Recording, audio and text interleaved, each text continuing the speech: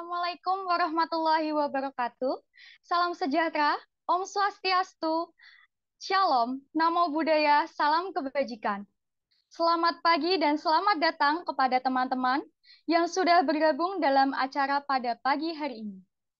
Acara yang diselenggarakan oleh Departemen Kominfo IMPI, yaitu National Kominfo Skill, yang kali ini akan membahas topik yang sangat menarik, yaitu visual culture, menyelami peran videografi dan poster dalam budaya populer generasi Z. Yang kami hormati, Gubernur IMPI Wilayah 3, Saudari Intanida Nabila.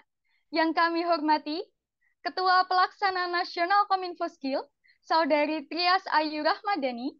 Dan yang kami hormati, peserta dan panitia Nasional Kominfo Skill yang bertugas pada acara hari ini.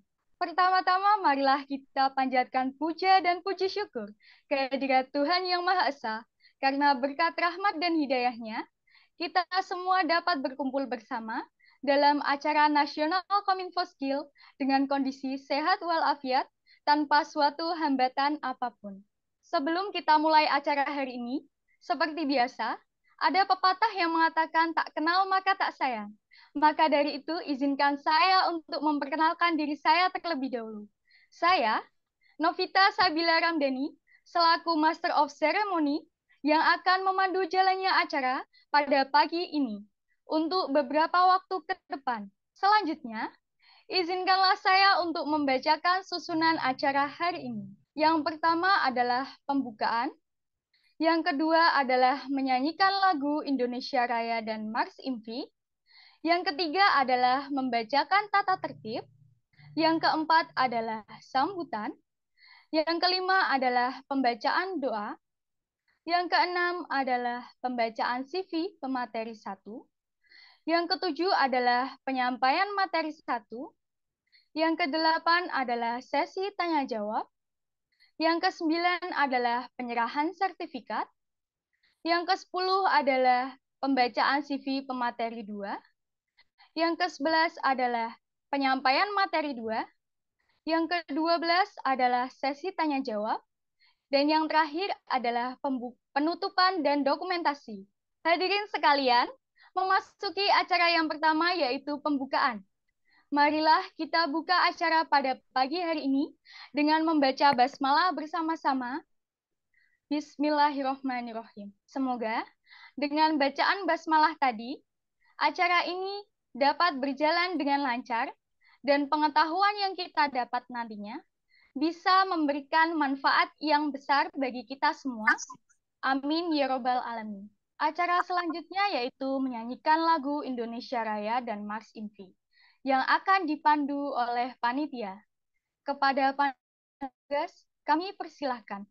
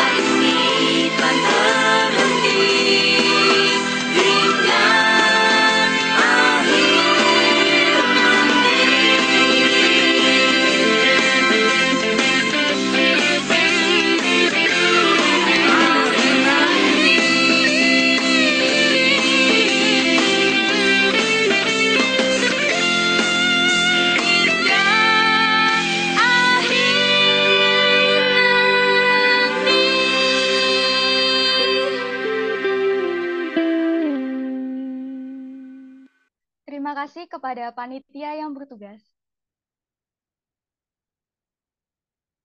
Selanjutnya adalah pembacaan tata tertib. Adapun panduan teknis dan tata tertib kegiatan pada pagi hari ini adalah sebagai berikut. Pertama, peserta diwajibkan bergabung 15 menit sebelum acara dimulai melalui ID dan password atau link Zoom yang sudah dikirimkan melalui grup WhatsApp. Kedua, peserta diwajibkan melakukan registrasi yang akan dilakukan pada awal acara dan presensi pada akhir acara. Link registrasi dan presensi akan dikirimkan di kolom chat Zoom di akhir sesi. Ketiga, peserta diharapkan menggunakan username dengan format IMVI wilayah 3, IMVI wilayah garis bawah nama. Himavi dan mahasiswa asal institusi garis bawah nama. Yang keempat, peserta diharapkan menyalakan kamera saat pembicara memaparkan materi yang dibawakan dan mematikan mikrofon selama acara berlangsung. Yang kelima, kepada seluruh peserta yang memiliki pertanyaan kepada pembicara, boleh menggunakan fitur raise hand atau menulis pada room chat dengan format nama, garis bawah institusi, garis bawah pertanyaan. Kemudian, dimohon kepada seluruh peserta yang telah hadir untuk dapat memperhatikan dan menaati tata tertib tersebut selama acara ini berlangsung. Apabila peserta mengalami gangguan atau kendala saat kegiatan diskusi berlangsung, maka peserta dapat menghubungi panitia. Memasuki acara yang keempat, yaitu sambutan. Sambutan yang pertama akan disampaikan oleh Saudari Intani Danabila, selaku Gubernur IMVI Wilayah 3.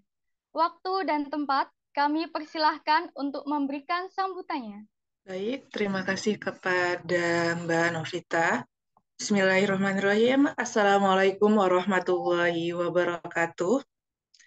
Yang terhormat Saudara Ahmad Aslam Asmi, selaku Majelis Pertimbangan Agung IMVI Wilayah 3, sekaligus pemateri kedua pada hari ini. Yang kami hormati Saudara IGD Agus Vidi Kristiawan, selaku pemateri pertama kita pada hari ini. Yang kami hormati Kepala Departemen Kominfo IMVI Wilayah 3, Mbak Trias, beserta jajarannya, serta seluruh hadirin dan tamu undangan yang berbahagia. Alhamdulillahirabbil alamin. Assalatu wassalamu ala asyrafil anbiya wal mursalin wa ala alihi wa sahbihi ajmain. Amma ba'd. Segala puji kepada Tuhan Yang Maha Esa, karena atas rahmat, limpahan dan karunia-Nya kita dapat berjumpa di virtual meeting ini dalam rangka National Kominfo Skills Volume 1.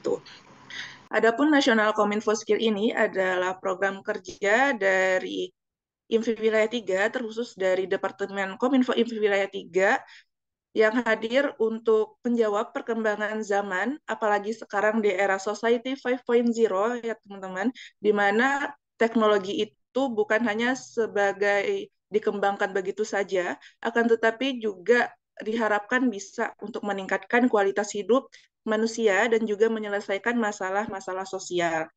Untuk National Kominfo Skill ini juga hadir untuk mengupgrade skill, jadi jangan lewatkan kesempatan pada hari ini untuk menyimak dengan baik dan mengimplementasikan nantinya untuk ilmu yang kita dapatkan.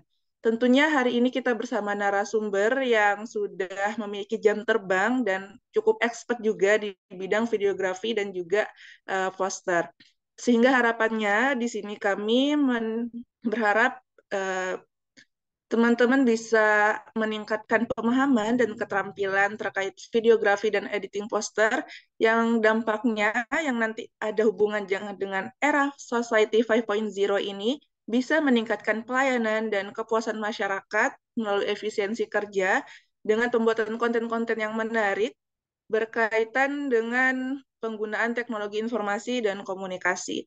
Baiklah, selanjutnya kami dari pimpinan pengurus harian wilayah juga mengucapkan terima kasih sebesar-besarnya kepada seluruh panitia yang pastinya sudah bersusah payah untuk bisa menyiapkan acara ini dengan baik. Dan kami juga mengucapkan terima kasih kepada seluruh peserta hadirin perwakilan delegasi, baik itu dari Kominfo IMVI Pusat, Kominfo IMVI Wilayah 1 sampai 5, Kominfo di organisasi mahasiswa fisioterapi masing-masing institusi, dan juga perwakilan delegasi baik dari pengurus INFI wilayah 3 maupun teman-teman yang berinisiatif untuk bisa join dalam upgrade skill kita pada hari ini.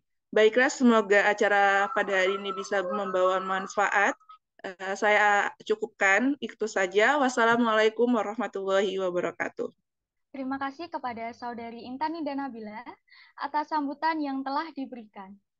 Sambutan yang kedua akan disampaikan oleh Saudari Trias Ayu Rahmadani selaku Ketua Pelaksana Nasional Kominfo Skill. Waktu dan tempat kami persilahkan untuk memberikan sambutannya. Baik, terima kasih kepada MC yang telah memberikan waktunya. Bismillahirrahmanirrahim. Assalamualaikum warahmatullahi wabarakatuh. Om Swastiastu, salam namo buddhaya, salam kebajikan, salam sejahtera bagi kita semua. Selamat pagi, teman-teman peserta Nasional Kominfo Skill. Yang saya hormati, Kak I Gede Agus Vidi Kristiawan selaku pemateri 1. Yang saya hormati Kak Ahmad Aslam Asmi selaku pembicara 2. Yang saya hormati Kak Intan Nida Nabila selaku Gubernur IMFI Wilayah 3 periode 2023-2024. Dan yang saya banggakan peserta Nasional Kominfo Skill Volume 1 yang berbahagia. Pertama-tama, marilah kita panjatkan puji syukur kehadirat Allah Subhanahu wa taala yang telah melimpahkan rahmat, karunia dan hidayahnya yang sehingga kita dapat berkumpul dalam acara Nasional Kominfo Skill Volume ini dalam keadaan sehat walafiat. Sholawat serta salam tak lupa tercurahkan kepada junjungan kita Nabi Muhammad SAW. Semoga di akhir zaman nanti kita mendapatkan syafaatnya. Amin, amin ya robbal alamin. Sebelumnya, saya selaku Ketua Pelaksana mengucapkan terima kasih kepada seluruh tamu, narasumber, dan peserta yang sudah hadir dalam acara Nasional Kominfo Skill Volume 1 yang mengusung tema Visual Culture, menyelami peran videografi dan poster dalam budaya populer generasi Z. Adapun tujuan diadakannya acara ini untuk memberikan wawasan dan pengetahuan kepada peserta tentang editing video dan poster yang menarik di kalangan Gen Z. Semoga apa yang telah narasumber berikan dapat menambah wawasan serta bermanfaat bagi kita semua.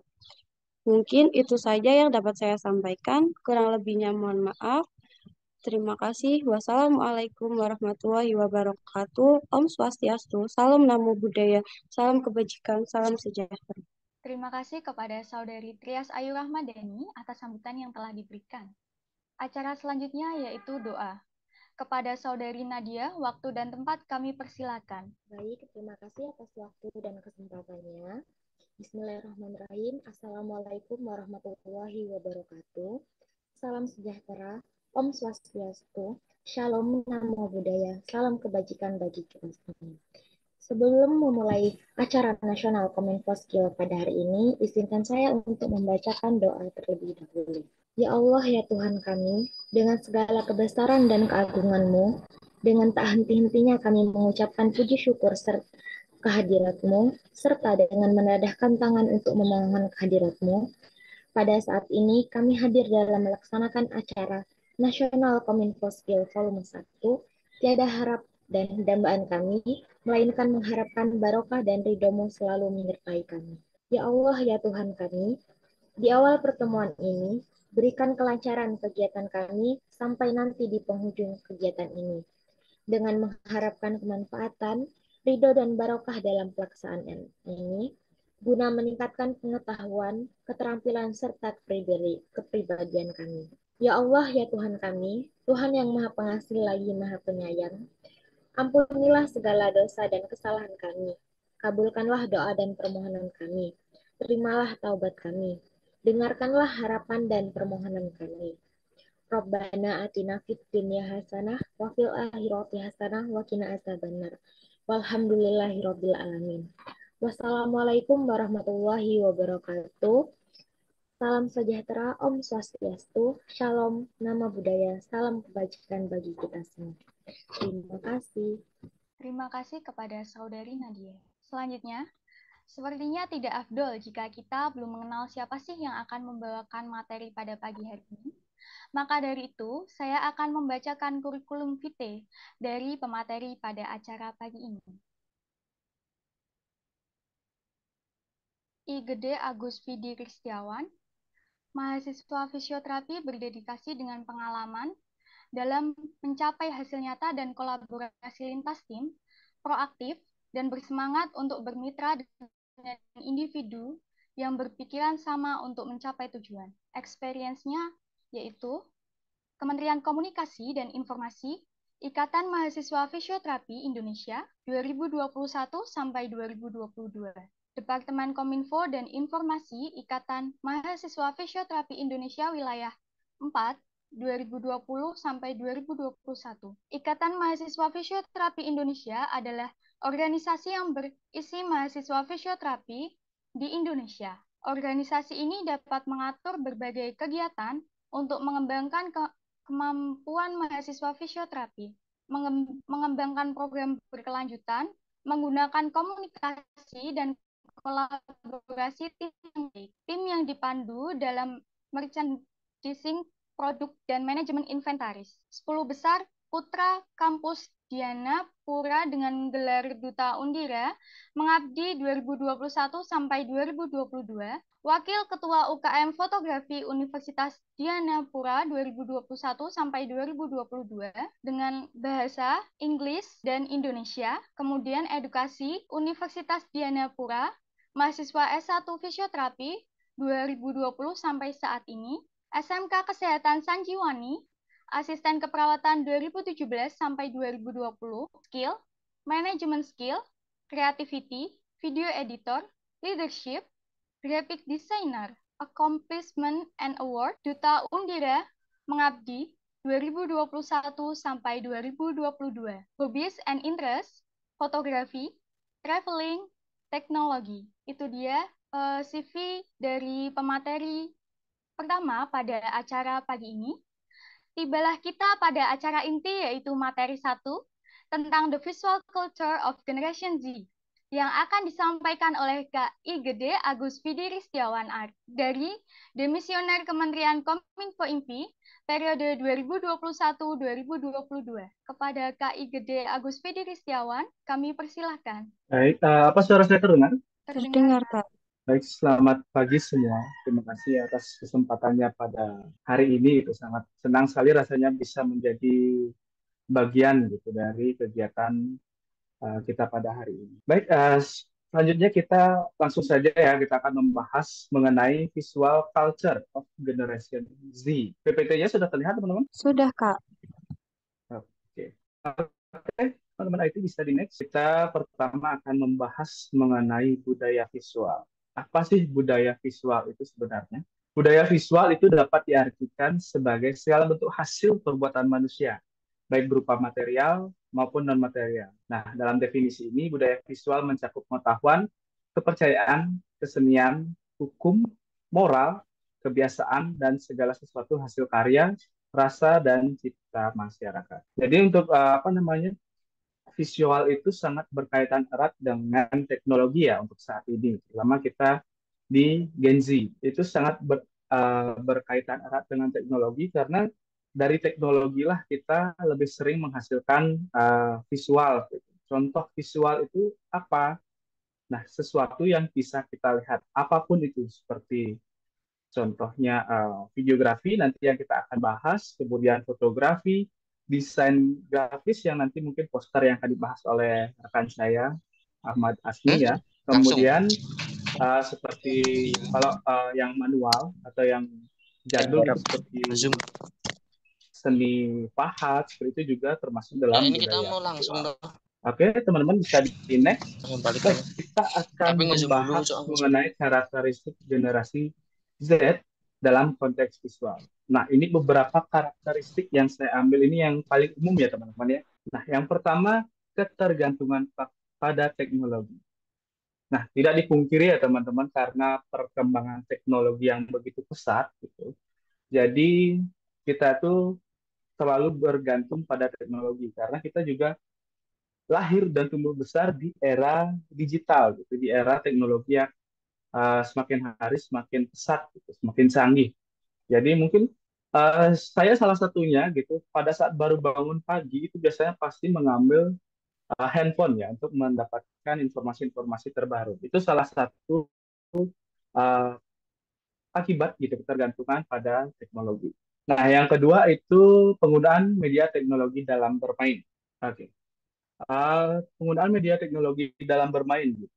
Generasi Z lebih suka bermain melalui media teknologi daripada bermain fisik tradisional.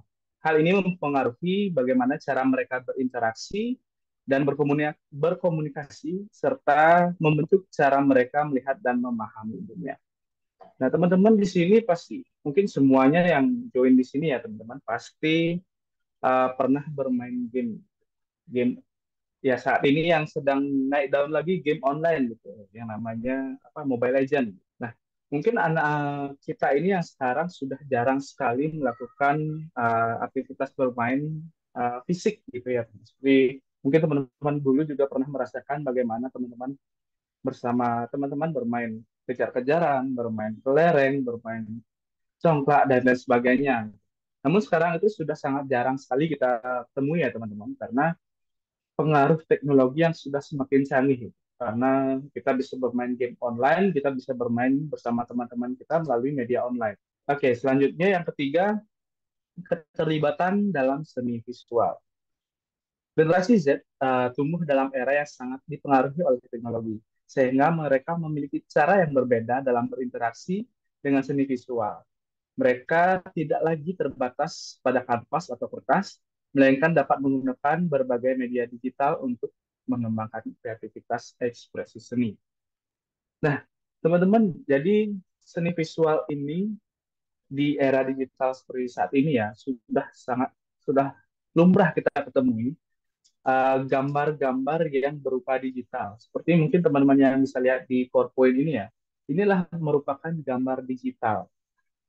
Ini yang bisa kita buat melalui media, mungkin melalui HP teman-teman, melalui komputer teman-teman, itu kita bisa membuat seni visual digital. Dan sudah sangat jarang juga dalam seni visual yang masih menggunakan kanvas ataupun kertas yang menggunakan pulpen ataupun pensil itu sudah sangat jarang, kecuali memang seniman-seniman yang apa namanya yang memang expert di dalamnya, memang menekuni baru kita bisa melihat seperti kalau di Bali itu ada namanya pasar seni, pasar kesenian. Di sana baru teman-teman bisa melihat berbagai macam lukisan-lukisan tradisional Bali gitu ya, tradisional Bali yang dibuat secara manual. Nah, selanjutnya yang keempat, penggunaan visual dalam pengembangan kreativitas. Nah, visual dapat digunakan sebagai stimulasi dalam mengembangkan kreativitas anak-anak generasi Z. Hal ini dapat membantu mereka dalam mengembangkan kemampuan kreatif dan berpikir kritis, serta meningkatkan kesadaran diri dan kemampuan berkomunikasi. Nah, teman-teman, penggunaan visual ini memang sangat melatih apa namanya kreativitas kita. Seperti saat ini saya juga sedang melakukan pengembangan kreatif juga ya melalui PowerPoint ini. Ini sudah saya buat sedemikian rupa supaya menarik, supaya kita juga lebih mudah dalam berkomunikasi. Nah, dalam seni visual ini mungkin teman-teman dilihat di PowerPoint itu ada gambar-gambar yang menggambarkan, mengilustrasikan maksud yang akan saya sampaikan seperti itu. Mungkin teman-teman di sini saya rasa paham ya maksud saya yang saya sampaikan saat ini. Oke, kita bisa next. Itu tadi pembahasan pengantar mengenai videografi ya teman-teman. Dan saat ini kita akan mulai membahas mengenai videografi. Peran videografi di dalam budaya populer. Sebelum itu kita akan membahas mengenai videografi. Mungkin teman-teman sendiri ada pemahaman tersendiri mengenai videografi. Mungkin ada yang mau berpendapat, silakan. Bagaimana? Ada yang mau berpendapat? Kalau tidak, mungkin saya akan sampaikan di sini ya secara garis besar. Nah, videografi adalah proses pengambilan video atau gambar bergerak menggunakan media elektronik. Videografi sendiri dikenal memiliki dua bentuk, yaitu analog dan digital. Videografi digunakan untuk merekam suatu kejadian atau momen yang kemudian akan dirangkum ke dalam suatu gambar maupun suara. Hasilnya dapat dinikmati dengan lebih menarik karena dapat diedit dengan menambahkan suara atau efek melalui aplikasi edit video. Nah, videografi ini digunakan untuk berbagai tujuan ya teman-teman, seperti kajian, dokumentasi, atau hiburan, dan telah merambah ke semua kalangan masyarakat. Seseorang yang mengambil atau melakukan sebuah videografi disebut videografer, yang dapat dibedakan menjadi profesional dan juga amatir. Nah, videografi ini sudah sangat sering, mungkin teman-teman juga pernah mengambil suatu video ya. Kita semua bisa dibilang sebagai videografer sebenarnya. Namun ada yang membedakan, ini yang di kalimat terakhir, yang dibedakan menjadi profesional dan juga amatir. Mungkin teman-teman yang tidak terlalu masuk atau memahami tentang videografi itu tidak belum mengetahui mengenai komposisi lah, apalah gitu tentang yang ada di dalam videografi. Itu bisa disebut sebagai videografer amatir. Nah, sedangkan yang profesional itu yang sudah memang mendalami tentang videografi, belajar mengenai aspek-aspek videografi, dan juga yang sudah memiliki jam terbang yang tinggi. Kayak gitu, teman-teman.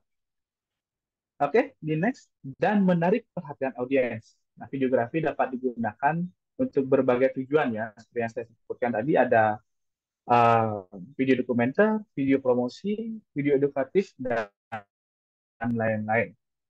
Selain itu, videografi juga dapat digunakan untuk meningkatkan kemampuan bidang teknologi dan informasi, serta mengembangkan kemampuan kreatif. Dan dalam sintesis, tujuan videografi adalah untuk membuat video yang menarik dan menarik perhatian audiens, serta meningkatkan kemampuan bidang teknologi dan informasi, dan mengembangkan kemampuan. Nah, teman-teman, di videografi ini sebenarnya ada beberapa jenis videografi yang sering kita lihat ya. Contohnya ada video dokumenter, kemudian video sinematik, dan juga video promosi. Nah, saya menyinggung sedikit ya mengenai perbedaannya itu. Nah, video dokumenter adalah jenis video yang mendokumentasikan suatu kejadian nyata atau berdasarkan fakta. Nah, dalam penggunaan video dokumenter, informasi tentang segala sesuatu, baik orang, tempat, kejadian, atau peristiwa, proses kegiatan, kebudayaan, ilmu pengetahuan, tradisi, dan lain-lain yang sebelumnya belum banyak diketahui oleh masyarakat. Melalui video dokumenter, informasi tersebut bisa tersampaikan dengan mudah, baik melalui media sosial maupun media cetak. Kemudian ada video sinematik. Mungkin teman-teman yang hobi main TikTok sering lihat ya video-video sinematik. Ada bilang sinematik ala-ala gitu. Ada yang video-video estetik. Nah, video sinematik itu apa sih sebenarnya definisinya? Nah, video sinematik adalah proses pengambilan video atau gambar yang dilakukan menggunakan alat ya, maupun itu HP ataupun kamera, dan teknologi terkini untuk mencapai efek visual yang lebih baik dan lebih realistis. Nah, teman-teman, untuk video sinematik itu sendiri lebih adalah suatu momen yang kita atur sendiri, yang kita buat sendiri. Kita ingin menyampaikan sesuatu, baru kita akan buat videonya, kita atur seperti kita menjadi sutradara ya teman-teman. Itu kita mengatur apa yang ingin kita sampaikan dalam bentuk sebuah video sinematik. Itu harus kita kontrol, harus kita atur sebagaimana apa namanya scenes-nya seperti apa, seperti itu. Nah, kalau video dokumenter itu mengalir saja teman-teman. Teman-teman itu mengambil video di dalam suatu kegiatan, jadi merekam momen-momen yang terjadi di dalam kegiatan tersebut. Kegiatan apapun yang ada di sana, teman-teman dokumentasikan, kemudian disatukan di dalam sebuah video yang akan menjadi video dokumenter. Nah, selanjutnya ada video promosi. Ya, seperti namanya, teman-teman, itu adalah video yang digunakan untuk promosi, di mana ada masalah, ada juga solusinya.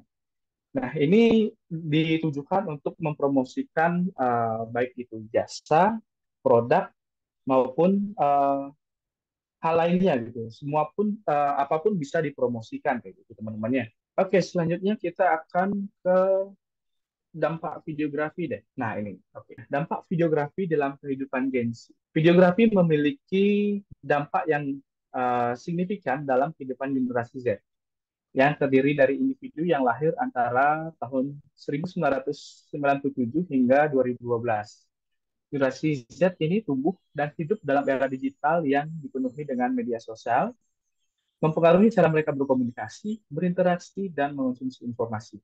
Videografi sebagai media yang digunakan untuk merekam kejadian atau momen telah menjadi bagian integral dari kehidupan mereka. Nah, teman-teman, dampak videografi ini bisa menjadi positif dan negatif ya, teman-teman. Itu yang akan kita bahas next. Nah, inilah dampak videografi dalam kehidupan Gen Z. Jadi, teman-teman, ini keempatnya ini bisa menjadi positif ataupun negatif ya, teman-teman. Tergantung bagaimana cara teman-teman mengonsumsi media yang ada di sosial media saat ini. Nah, yang pertama itu perubahan cara berkomunikasi. Nah, ini bisa menjadi suatu dampak yang baik ataupun buruk ya bagi kita semua. Mungkin saya ambil contoh pada saat, nah, lebih banyak teman-teman konten-konten gaming di YouTube itu orangnya bisa dibilang toksik, gitu. Ngomongnya kebanyakan eh, bahasa-bahasa yang tidak seharusnya disampaikan secara umum gitu teman-teman. Jadi karena terutama ini anak-anak ya yang sering mengonsumsi konten-konten seperti itu, jadi mereka menganggap hal itu hal yang biasa, yang wajar dilakukan ketika bermain game. Nah, jadi mereka mengikutilah panutannya itu, gitu. Panutan mengikuti bagaimana cara berkomunikasinya, bagaimana cara menyampaikan sesuatu hal gitu, mereka akan mengikuti. Nah, itu adalah dampak yang buruk bagi kita sebenarnya, mungkin yang punya adik-adik gitu. Jadi mohon diperhatikan supaya hal-hal tersebut tidak mempengaruhi bagaimana cara berkomunikasi dari anak-anak atau adik-adik kita. Nah, jika tontonannya tentang edukatif, tentang hal-hal yang lebih positif, mungkin cara komunikasinya akan lebih sopan dan juga penyampaiannya itu lebih, tata bahasanya itu lebih baik. Nah, selanjutnya yang kedua itu pengaruh videografi terhadap kesehatan mental. Oke. Meskipun videografi dapat menjadi sarana yang positif untuk berinteraksi dan mendapatkan dukungan sosial, terlalu banyak penggunaan videografi juga dampak negatif pada kesehatan mental generasi Z. Tekanan atau memperlihatkan kehidupan yang sempurna, perbandingan sosial, dan cyberbullying adalah beberapa masalah yang sering didapatkan oleh mereka. Penting bagi generasi Z untuk memahami pentingnya mengatur waktu menggunakan videografi dan memprioritaskan kesehatan mental mereka. Nah, teman-teman, jadi untuk pengaruh videografi terhadap kesehatan mental ini terpengaruh juga melalui media yang kita konsumsi ya, teman. Contohnya mungkin teman-teman yang jadi selebgram gitu, seleb TikTok gitu, yang sering memposting kegiatan ataupun hal-hal yang teman-teman sedang lakukan gitu. Pasti di kolom komentar itu ada saja hal-hal yang tidak menyenangkan, yang kita bisa sebut tadi cyberbullying. Itu bisa, kalau kita terlalu fokus, terlalu menanggapi komentar-komentar tersebut, terlalu dipikirkan, gitu, menjadi masalah yang serius untuk kesehatan mental kita. Nah, contoh juga saat mungkin teman-teman yang suka nonton film horor atau ya film horor ya, karena terlalu seringnya mengonsumsi uh, film-film horor tersebut, teman-teman jadi berpikiran tentang bagaimana saat kita akan, jika kita bertemu dengan hal tersebut, jadi menggambarkan suatu tempat di mana tempat-tempat itu banyak hantunya. Nah, mungkin nanti suatu ketika teman-teman uh, menemukan suatu tempat yang persis seperti di video horor, film horor tersebut, mungkin teman-teman akan merasakan ketakutan yang berlebihan. Jadi bijak-bijaklah teman-teman dalam mengonsumsi konten-konten di sosial media ini, karena sosial media itu bisa dibilang jahat karena konten-konten yang sangat bebas. Gitu. Informasi itu sangat cepat sekali kita dapatkan. Nah, pengembangan kemampuan pendidikan. Videografi juga sangat penting ya dalam media pendidikan kita saat ini. Mungkin kita yang anak-anak fisioterapi ya contohnya. Jika teman-teman membuat sebuah tugas itu, mengenai tes spesifik, sesuatu tes spesifik, contohnya mungkin di shoulder. Contohnya saat teman-teman mencari di website itu yang hanya dijelaskan melalui kata-kata ataupun hanya dengan foto, mungkin teman-teman akan cukup sulit untuk mencerna gitu ya, mencerna bagaimana cara handlingnya, bagaimana cara fiksasinya, bagaimana cara melakukan gerakan tersebut. Namun dengan adanya media videografi ini, teman-teman tinggal mencari saja di media online cara melakukan tes spesifik ini. Teman-teman akan langsung disajikan bagaimana cara melakukan prosedur yang baik dan benar gitu, melalui sebuah video, gambar yang bergerak. Jadi teman-teman akan lebih mudah memahami uh, apa yang dimaksud, gitu, apa yang akan dilakukan dari tes spesifik tersebut. Gitu. Dan selanjutnya yang keempat ada pengembangan kemampuan bisnis.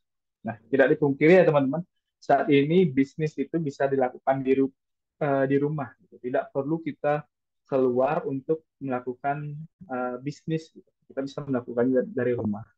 Bisnis ini kita bisa melakukan promosi, terutama di platform TikTok ya saat ini. Banyak sekali penjual-penjual, pedagang yang promosi melalui live streaming. Nah, itu adalah salah satu bagaimana kita mempromosikan suatu bisnis kita, mengembangkan bisnis kita menjadi bisnis yang lebih besar. Itu adalah salah satu hal yang menjadi dampak dari videografi terhadap kehidupan kita. Karena kita juga mau belanja bisa lewat online, mau pesan makanan bisa lewat online, mau pesan apapun yang kita inginkan bisa melalui online gitu. Jadi ini sangat apa namanya? Kita sangat tergantung ya, ketergantungan ke dalam teknologi. Jadi melalui media visual ini, media videografi, teman-teman bisa mendapatkan informasi mengenai mungkin barang atau produk ataupun jasa secara lebih jelas. Oke, di next. Oke, tadi itu dampak-dampaknya. Sekarang kita akan membahas mengenai jenis seni videografi. Nah, mungkin teman-teman sudah terlihat ya di layar, itu ada 10 jenis videografi yang saya ambil. Itu ada time-lapse video, interview, video promosi, product review, tutorial, event videografi, video biografi, video training, motion graphic, dan juga animasi 2 dimensi. Oke, langsung kita pembahasan ke jenis yang pertama. Nah, di sini ada video time-lapse atau kita bisa sering sebut selang waktu. Teman-teman pasti pernahlah menggunakan fitur ini. Di HP pun kita sudah ada fitur selang waktu ya. Nah, video ini merupakan rekaman untuk dipercepat dan untuk memberikan ilusi waktu bergerak. Dan biasanya, timelapse video dibuat untuk merekam awan yang bergerak, pertumbuhan tanaman, aktivitas kota, dan lain sebagainya. Nah, teman-teman mungkin bisa di-play videonya. Ini ada contoh video time-lapse. Nah, ini ada seseorang yang sedang menanam sebuah biji paprika ya.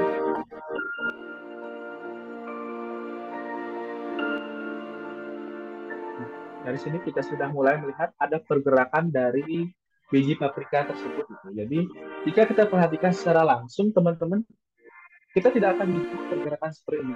Namun, kita melalui media videografi, kita rekam videonya selama beberapa hari, kemudian nanti kita akan lakukan proses editing untuk mempercepat videonya. Gitu. Kita bisa singkat videonya menjadi hanya beberapa detik saja. Contohnya seperti di video ini. Jadi pergerakan itu terlihat sangat cepat jadinya teman-teman. Kita bisa melihat bagaimana proses pertumbuhan dari sebuah tanaman. Oke, selanjutnya next. Oke, selanjutnya ada interview. Interview itu pengambilan gambar video interview dan videografer berada di depan kamera dan menanyakan beberapa pertanyaan pada narasumber atau subjek. Video interview atau wawancara biasanya dilakukan secara langsung maupun melalui tahap penyidikan terlebih dahulu. Mungkin di sini teman-teman agak bingung ya sama penjelasannya. Langsung saja, ini contoh video dari video interview. Bisa di-play. Pemirsa, Joko Widodo berencana untuk kembali ke Solo begitu masa jabatannya sebagai Presiden Republik Indonesia usai pada 2024. Jokowi selepas purna tugas. Joko Widodo saat diwawancarai oleh media internasional The Economist. You will definitely leave in 2024. Nah, di sini ada seorang jurnalis yang menanyakan suatu hal kepada Bapak Jokowi selaku presiden kita. Solo. Nah, sebagai presiden kita akan menjawab pertanyaan tersebut. Inilah yang dimaksud video interview.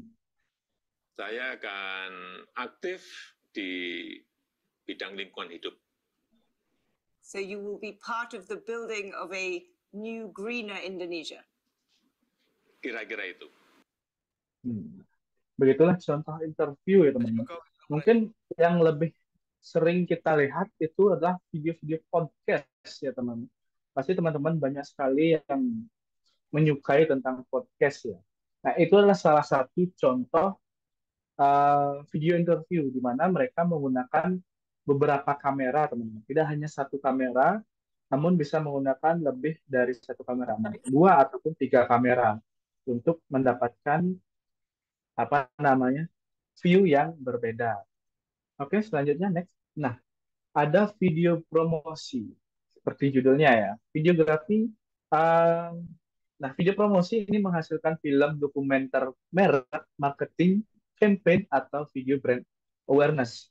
Jadi dalam video promosi itu, yang tadi sudah saya sempat sebutkan, ada masalah dan ada juga solusi. Nah, di sanalah promosi ini masuk ya, teman. Mungkin bisa di-play videonya. Saya ambil dari TikTok ya. Iya ya, halo. Oke, bisa di-play videonya. Anda lelah berdiri? Ingin duduk tapi takut celana Anda kotor? Ya, kursi plastik Napoli solusinya. Dengan bahan terbuat dari plastik yang kuat dan berkualitas, tidak mudah pecah, ringan, dan kedap air. Mampu menahan beban sampai dengan 60 kg. Dapatkan kursi plastik Napoli di toko perabotan di dekat rumah Anda. Kursi plastik Napoli, solusi tempat duduk yang mudah dibawa. Oke. Itu dia ya, tadi ada masalah di mana dia ingin duduk tapi takut celana kotor. Kemudian ada solusinya, itu adalah kursi yang dipromosikan ini. Jadi dia akan membahas tentang kelebihan dari kursi ini, kemudian tempat di mana kita bisa mendapatkan produknya. Itulah contoh video promosi. Oke, next. Nah, selanjutnya product review. Mungkin teman-teman yang suka beli-beli barang, sebelum membeli barangnya pasti kebanyakan suka nonton produk reviewnya terlebih dahulu, konten-konten unboxing gitu ya. Nah, produk review merupakan video instruksional singkat yang sering digunakan oleh perusahaan untuk mendemonstrasikan manfaat hingga cara penggunaan produk mereka. Jenis videografi ini diminati orang karena menarik dan juga bermanfaat ya. Mungkin bisa langsung di-play contohnya ya teman-teman. Review produk menjelaskan yang udah loss audio. What? Ingat yang namanya AirPods?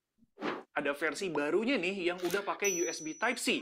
Ya, agak dia menjelaskan tentang produknya ya teman-teman ya. Menarik nih karena udah bisa dipakai buat lossless audio dan suaranya itu oke juga.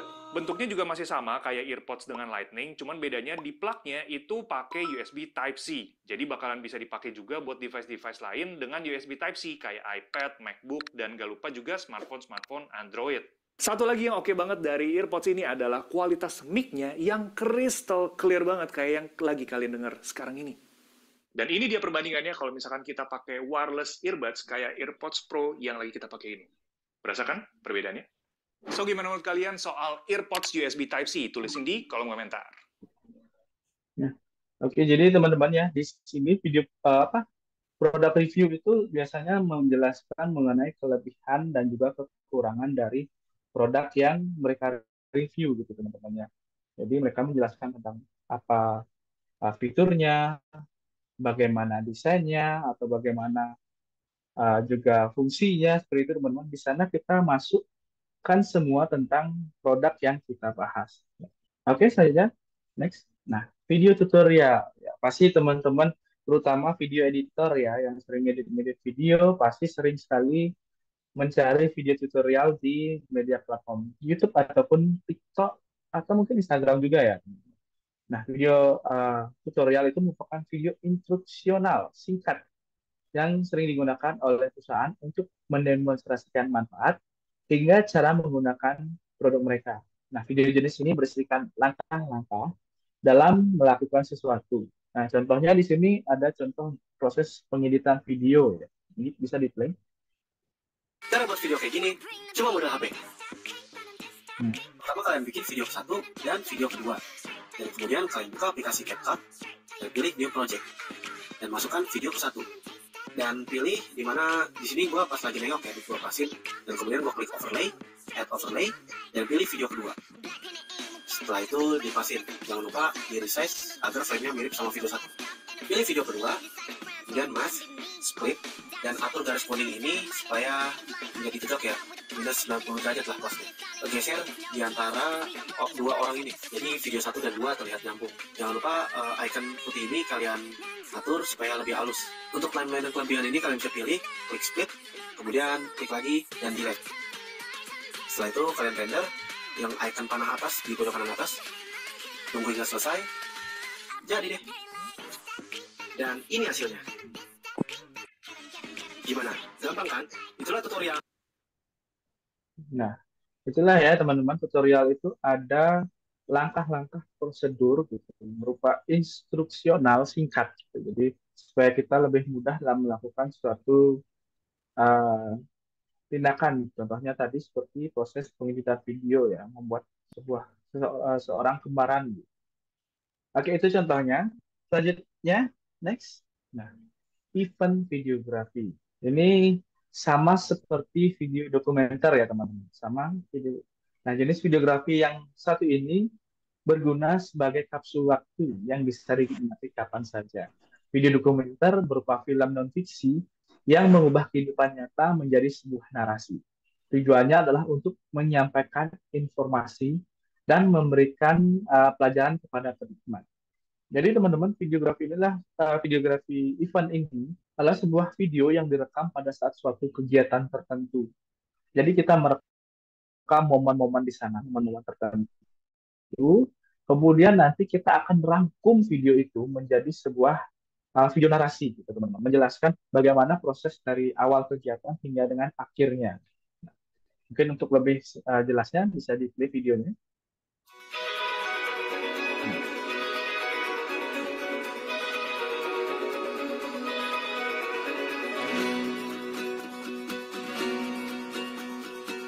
Chelsea 2024, let's go!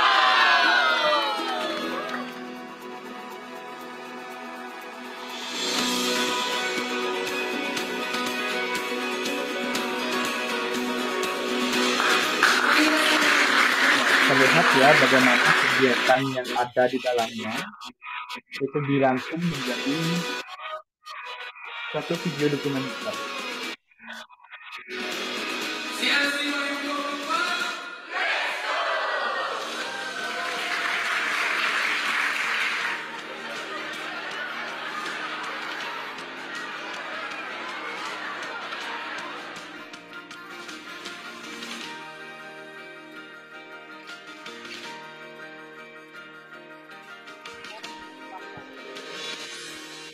Ini adalah suatu kegiatan camp leadership ya.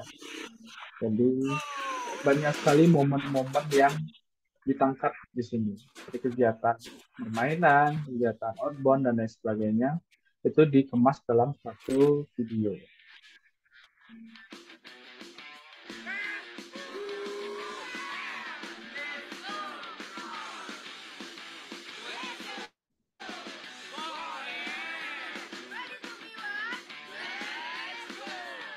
Mungkin cukup aja ya videonya ya, kalau nggak terlalu panjangan. Kita next saja. Mohon maaf Kak, izin mengingatkan untuk penyampaian materinya tinggal 10 menit lagi. Oke, ya, lagi sedikit saja. Oke, selanjutnya pembahasan tentang video biografi. Biografi seorang tokoh berpengaruh tidak hanya dapat disajikan dalam bentuk tulisan atau buku. Kini teman-teman juga bisa mengemas biografi dalam bentuk video yang menarik. Nah, suguhan biografi dalam bentuk video pun dinilai lebih membekas dalam mengingat audiens yang menjadi sasarannya. Nah, ini contohnya teman-teman ya, biografi mengenai presiden kita ya, B.J. Habibie, gitu. Almarhum B.J. Habibie, mungkin bisa di-play. Hey Pahamers, selamat datang di channel Aku Paham. Pada kesempatan kali ini, Aku Paham akan berbagi kisah inspiratif tentang seorang tokoh yang sudah pasti tidak asing lagi di telinga para Pahamers, yaitu Baharudin Yusuf Habibie, atau yang lebih dikenal dengan B.J. Habibie. Presiden Republik Indonesia yang ketiga sekaligus Bapak Teknologi Jadi di Indonesia sini yang mereka lebih dikenal dunia menjelaskan mengenai mulai dari sejak dia nama, menemukan rumus umur, mungkin faktor Habi. jabatan, ataupun Sebuah teori segala yang dijadikan sesuatu sebagai landasan yang ilmu bagi ilmuwan dimiliki aerodinamika oleh dunia. tokoh tersebut. Seperti Habibie juga dikenal Habibie ini, sebagai Bapak Demokrasi ini Indonesia videonya karena dikemas ia menggunakan sebuah atas kisah animasi, teman-teman.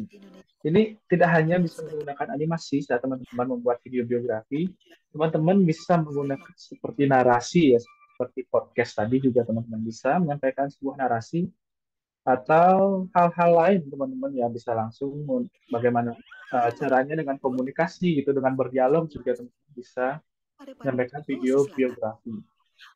adalah seorang ahli pertanian dan ibunya adalah seorang dokter Yang spesialis menjelaskan mata. tentang tahun kelahiran, pendidikan, jabatan, dan lain sebagainya teman-teman ya. Hobinya adalah membaca buku. Walaupun begitu, ia juga termasuk anak yang Oke, sangat saya rasa cukup untuk videonya. Langsung saja selanjutnya. tahu yang sangat Oke, video training. Video training ini adalah jenis videografi yang dibutuhkan oleh perusahaan atau organisasi. Pengawasan kegiatan training dalam bentuk video memberi kemudahan tersendiri, terutama dalam pemahaman. Pasalnya adanya ilustrasi atau gambar memberi pemahaman yang lebih dibandingkan tulisan. Jadi teman-teman ya, untuk video training ini di Indonesia sendiri saya jarang menemukan ya. Kebanyakan memang di luar negeri. Atau mungkin memang video-video training seperti ini di private untuk konsumsi pribadi dari perusahaan atau organisasinya masing-masing. Jadi untuk video training ini, itu isinya tentang profil dari sebuah perusahaan ataupun organisasi ya. Jadi itu di sana menjelaskan bagaimana organisasi tersebut, bagaimana perusahaan tersebut melalui sebuah konten video. Mungkin bisa sambil di play ya videonya. Ini hanya contoh saja saya dapat di YouTube tahun 2017 ya. Jadi menjelaskan bagaimana tugas-tugas dari pegawai di sana, contohnya gitu. Out of the thousands of applicants, you have been chosen to join our wonderful war-prolonging company. Feel special Untuk video-video because you seperti ini are bisa dikemas juga dengan animasi 2 dimensi, 3 dimensi, ataupun dengan kita menjadi subjeknya langsung, menjadi objeknya langsung ya. Kita bisa menjelaskan bagaimana perusahaannya, bagaimana pekerjaan di sana, bagaimana cara bekerja di sana, atau kegiatan-kegiatan apa aja yang ada di organisasi atau perusahaan tersebut. current employee of the month of 24 consecutive months. I will be guiding you along our facilities and showcasing the several services it provides.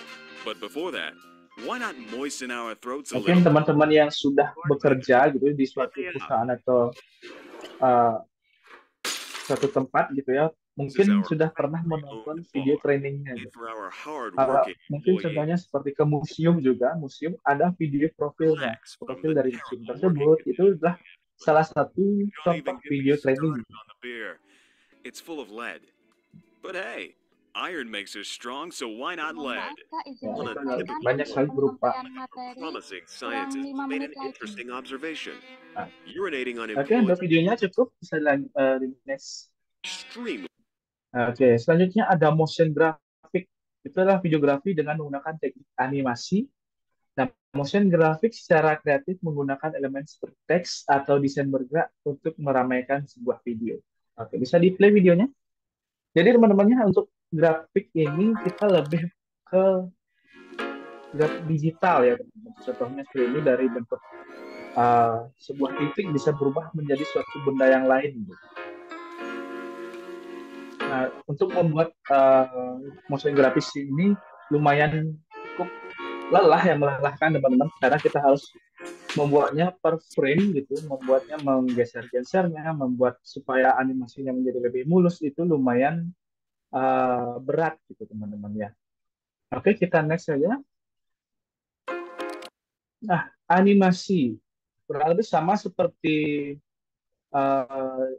motion graphic tadi. Itu animasi 2D adalah jenis animasi dalam bentuk 2 dimensi Artinya animator dua dimensi membuat gambar dan karakter dalam format dua dimensi dan menghidupkannya dengan gerakan. Jenis animasi ini dianggap sebagai bentuk animasi tradisional dengan ciri karakter dan hanya bergerak ke atas, bawah, kiri, dan kanan.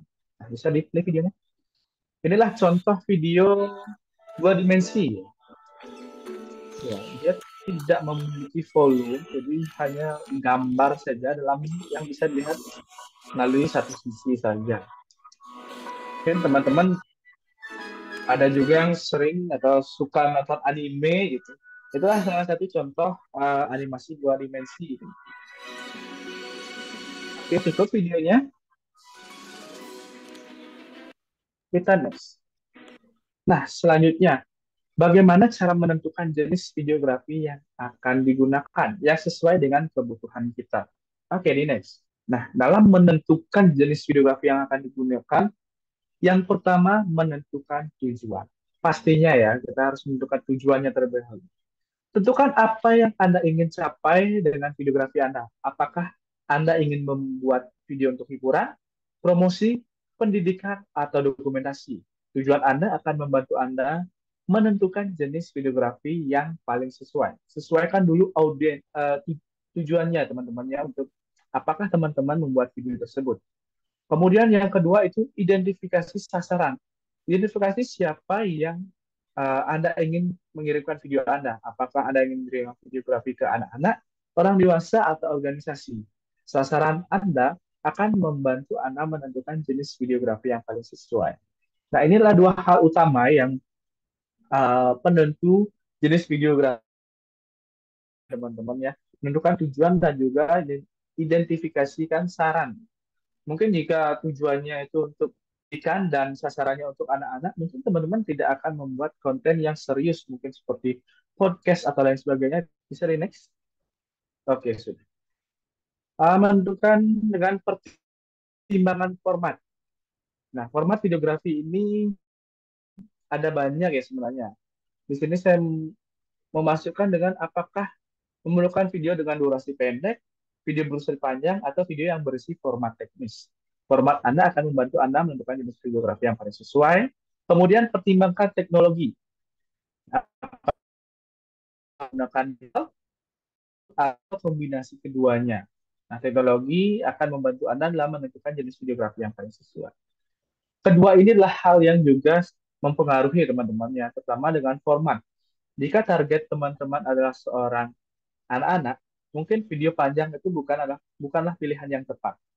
Lebih banyak ke video pendek karena fokus anak-anak itu juga tidak lama ya teman-teman. Fokus anak itu lumayan singkat, jadi lebih bagusnya kita akan menggunakan video pendek. Kemudian teknologi, mungkin sekarang teknologi sudah lebih ke digital ya. Kalau dia analog itu cukup rumit juga dan juga jarang orang menggunakan untuk saat ini. Karena lebih banyak ke digital. Karena itu lebih mudah dalam proses editing dan lain sebagainya. Oke, di next. Nah, pertimbangkan kreativitas. Nah, kreativitas ini juga sangat perlu ya dalam bidang videografi karena jika videonya monoton seperti kayak talking heads seperti ini gitu berbicara di depan kamera itu tanpa editing apapun mungkin itu akan lebih membosankan.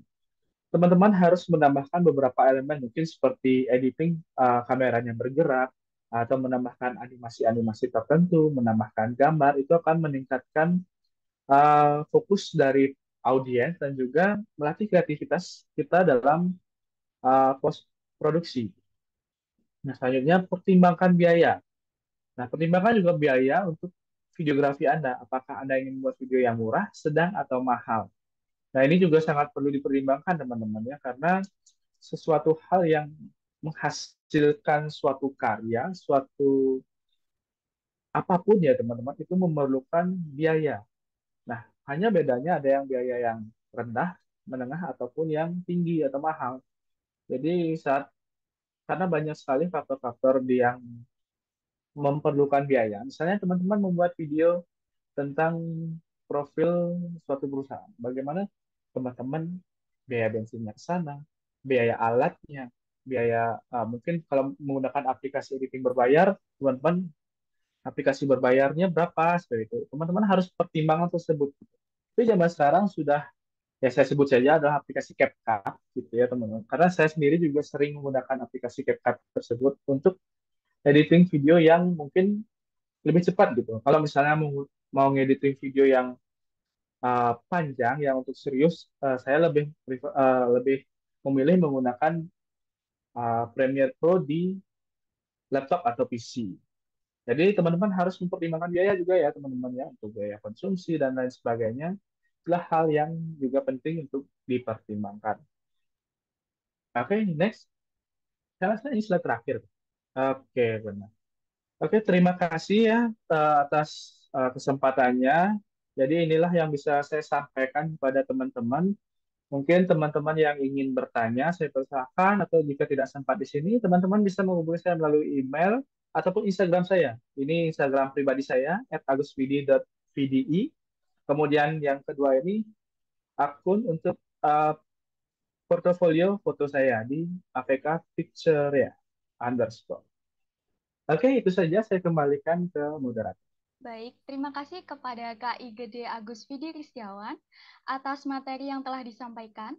Sesi selanjutnya adalah tanya jawab. Kepada teman-teman yang ingin bertanya, bisa langsung melakukan raise hand atau melalui room chat.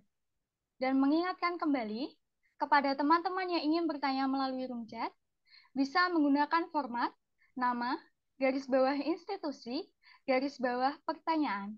Ya, teman-teman silakan bertanya. Mungkin teman-teman ada yang mau menanyakan hal teknis atau mungkin alat-alat yang saya gunakan juga boleh. Kepada teman-teman yang ingin bertanya, bisa melakukan raise hand atau melalui room chat. Baik, ada satu pertanyaan yang masuk nih dari Astrid Ika Izara, UMPP.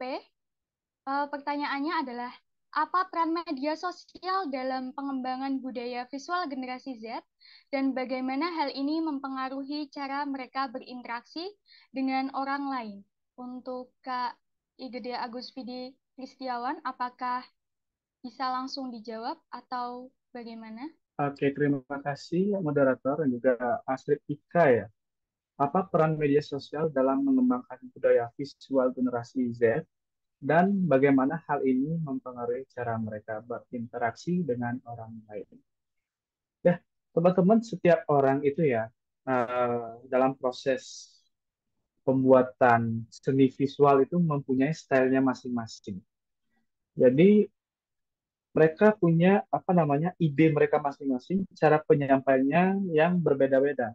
Nah, dalam pengembangan budaya mereka bagaimana ya saya menyampaikannya tentang generasi Z ini. Sebentar, saya ada ya. Kembali lagi tergantung bagaimana cara mereka pemahaman mereka terhadap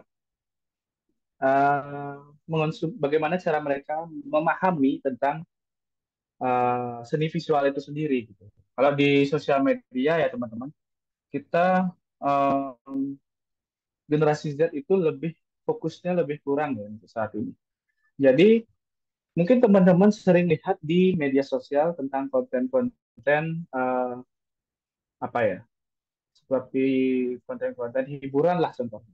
Di video-video pendek seperti di Reels ataupun Short atau mungkin TikTok juga ya. Jenis videografi saat ini tuh lebih banyak dengan animasi dan juga pergerakan kamera. Dimana karena fokus orang itu yang saat ini karena sering mengonsumsi video-video pendek, fokusnya itu kemana-mana. Jadi setiap beberapa detik itu harus diberikan sebuah animasi atau pergerakan-pergerakan. Nah, dari hal ini juga bisa mempengaruhi bagaimana dia dalam mengonsumsi sebuah sebuah visual.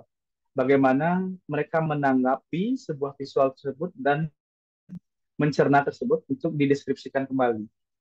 Nah, jadi hal ini juga bisa mempengaruhi bagaimana cara mereka berinteraksi. Contohnya kayak tadi ya yang sudah saya sebutkan, jika sering mengonsumsi konten-konten yang mungkin dalam tanda kutip toksik gitu, konten-konten gaming biasanya, itu juga akan mempengaruhi dia kayak gitu. Karena terlalu seringnya, dan mereka juga bisa dibilang kayak dicuci otak gitu teman-teman ya. Otaknya sudah dicuci supaya kata-kata tersebutlah hal yang lumrah dikatakan gitu di kalangan gaming, dari awal-awalnya untuk gaming, kemudian nanti akan terbawa. Jadi kita karena hal-hal tersebut sering diulangi, sering ditonton, sering dicerna gitu, jadi itu akan melekat di pikiran kita. Itulah salah satu hal yang mempengaruhi bagaimana kita berkomunikasi dengan orang lain. Mungkin seperti itu ya kurang lebihnya untuk Kak Astrid Ika. Baik, untuk Kak Astrid Ika, apakah sudah terjawab pertanyaannya? Sudah. Baik, Kak. Terima kasih. Baik. Selanjutnya, ada pertanyaan lagi di room chat dari wilayah 3, Rosalia Gresi, dengan pertanyaan, apa peran teknologi dalam pengembangan budaya visual generasi Z, dan bagaimana hal ini mempengaruhi cara mereka memahami dunia?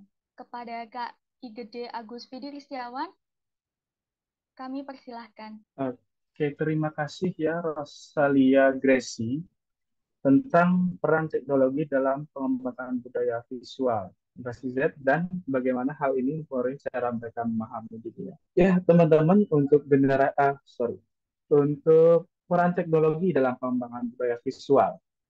Nah, seperti yang teman-teman ketahui, kalau teknologi ini berkembangnya sangat pesat ya teman-teman. Segala sesuatu yang kita posting, segala sesuatu yang kita perlihatkan di media sosial, itu sangat cepat sekali menyebarnya. Informasinya sangat cepat sekali merembet kemana-mana. Jadi, contohnya mungkin ada suatu kesalahan sedikit gitu, tentang kejadian sesuatu, belum apa-apa sudah viral. Gitu. Karena begitu pesatnya teknologi, begitu mudahnya kita mencari informasi, jadi itulah yang menyebabkan teknologi ini sangat memiliki peran penting ya, terutama untuk tadi budaya visual. Budaya visual ini mungkin kalau kita masih menggunakan teknologi lama ya, dengan contoh dicetak gitu.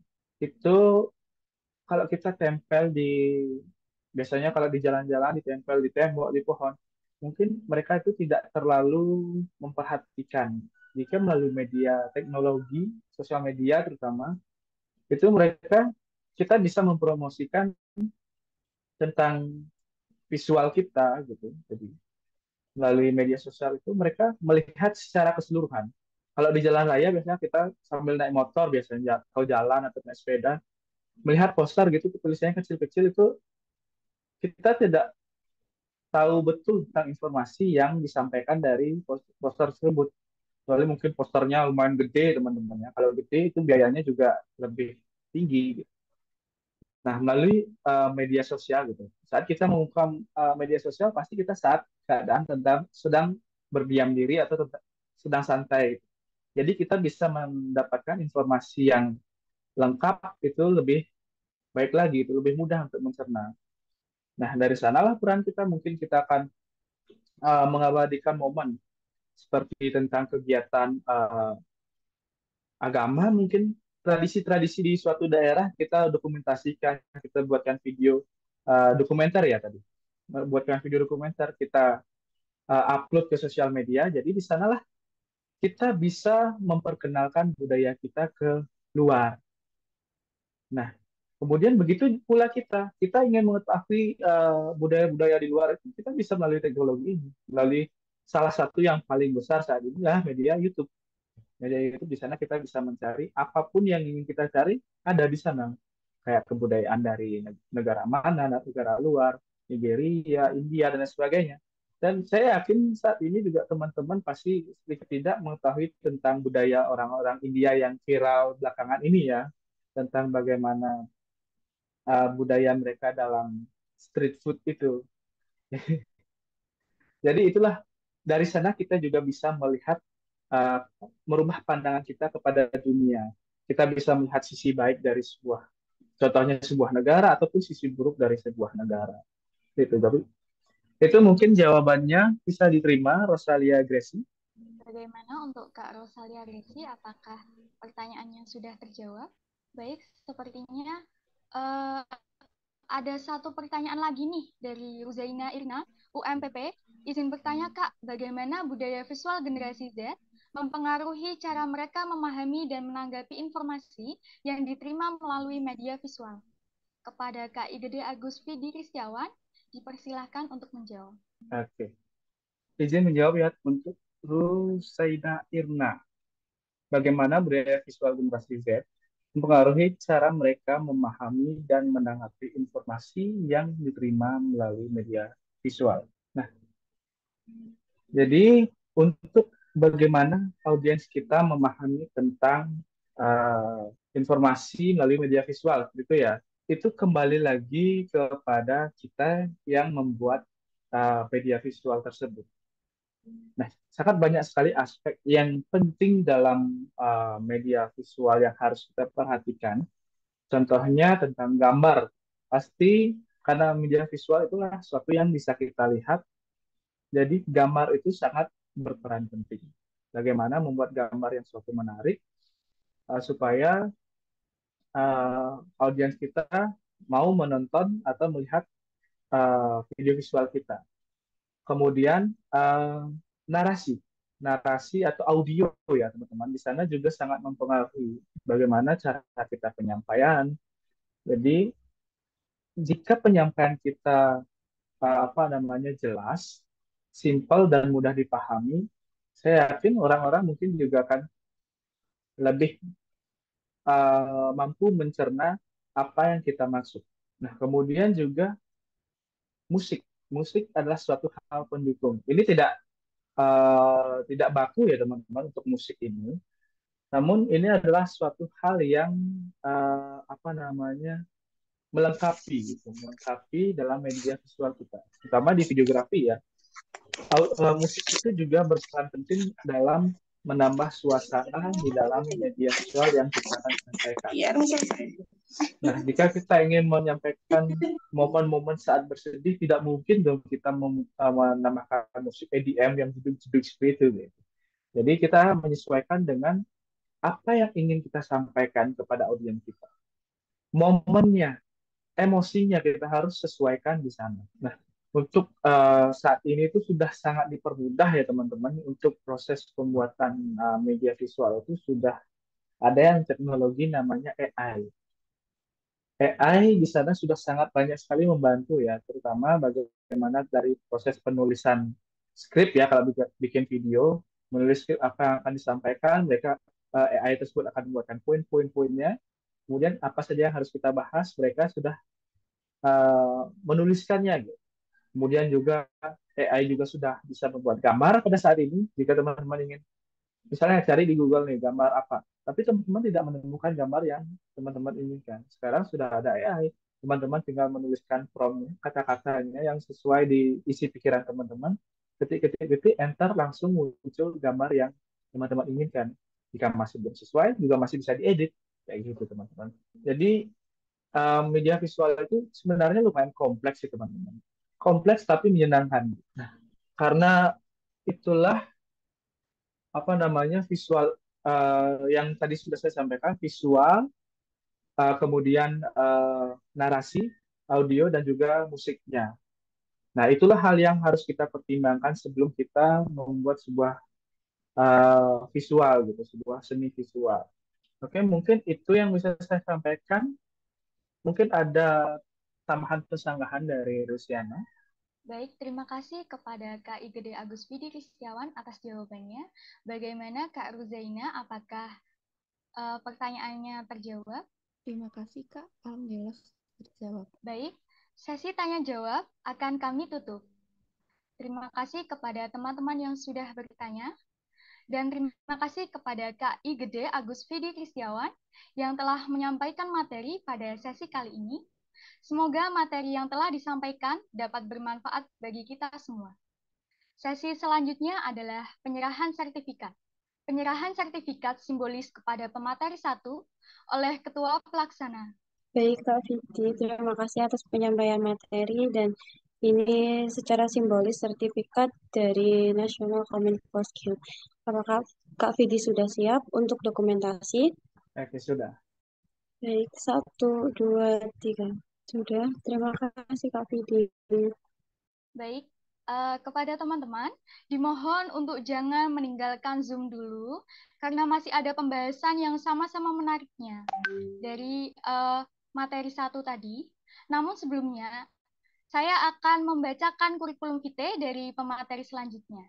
Kak Ahmad Aslam Asmi, Educational History 2008, TK Enggang Putih Samarinda Ulu, 2014, SD Negeri 031 Samarinda Utara, 2017, SMP Negeri 7 Samarinda, 2020, MAN 1 Samarinda, 2020 sampai 2024, Universitas Aisyah Yogyakarta, S1 Fisioterapi, 2024 hingga sekarang, Universitas Aisyah Yogyakarta, Profesi Fisioterapi.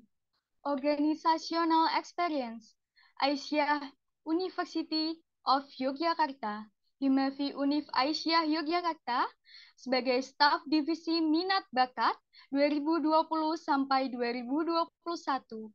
Head of Talent Interest Division 2020 sampai sekarang. UKM Unisa Basketball, Head of Unisa Basketball 2021 sampai 2022. UKM Harmonikasa Public Relations Staff 2021 sampai 2022.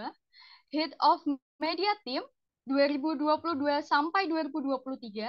Study Club Fisioterapi, Study Club Fisiosport Unisa, External Staff Fisiosport 2022 sampai 2023.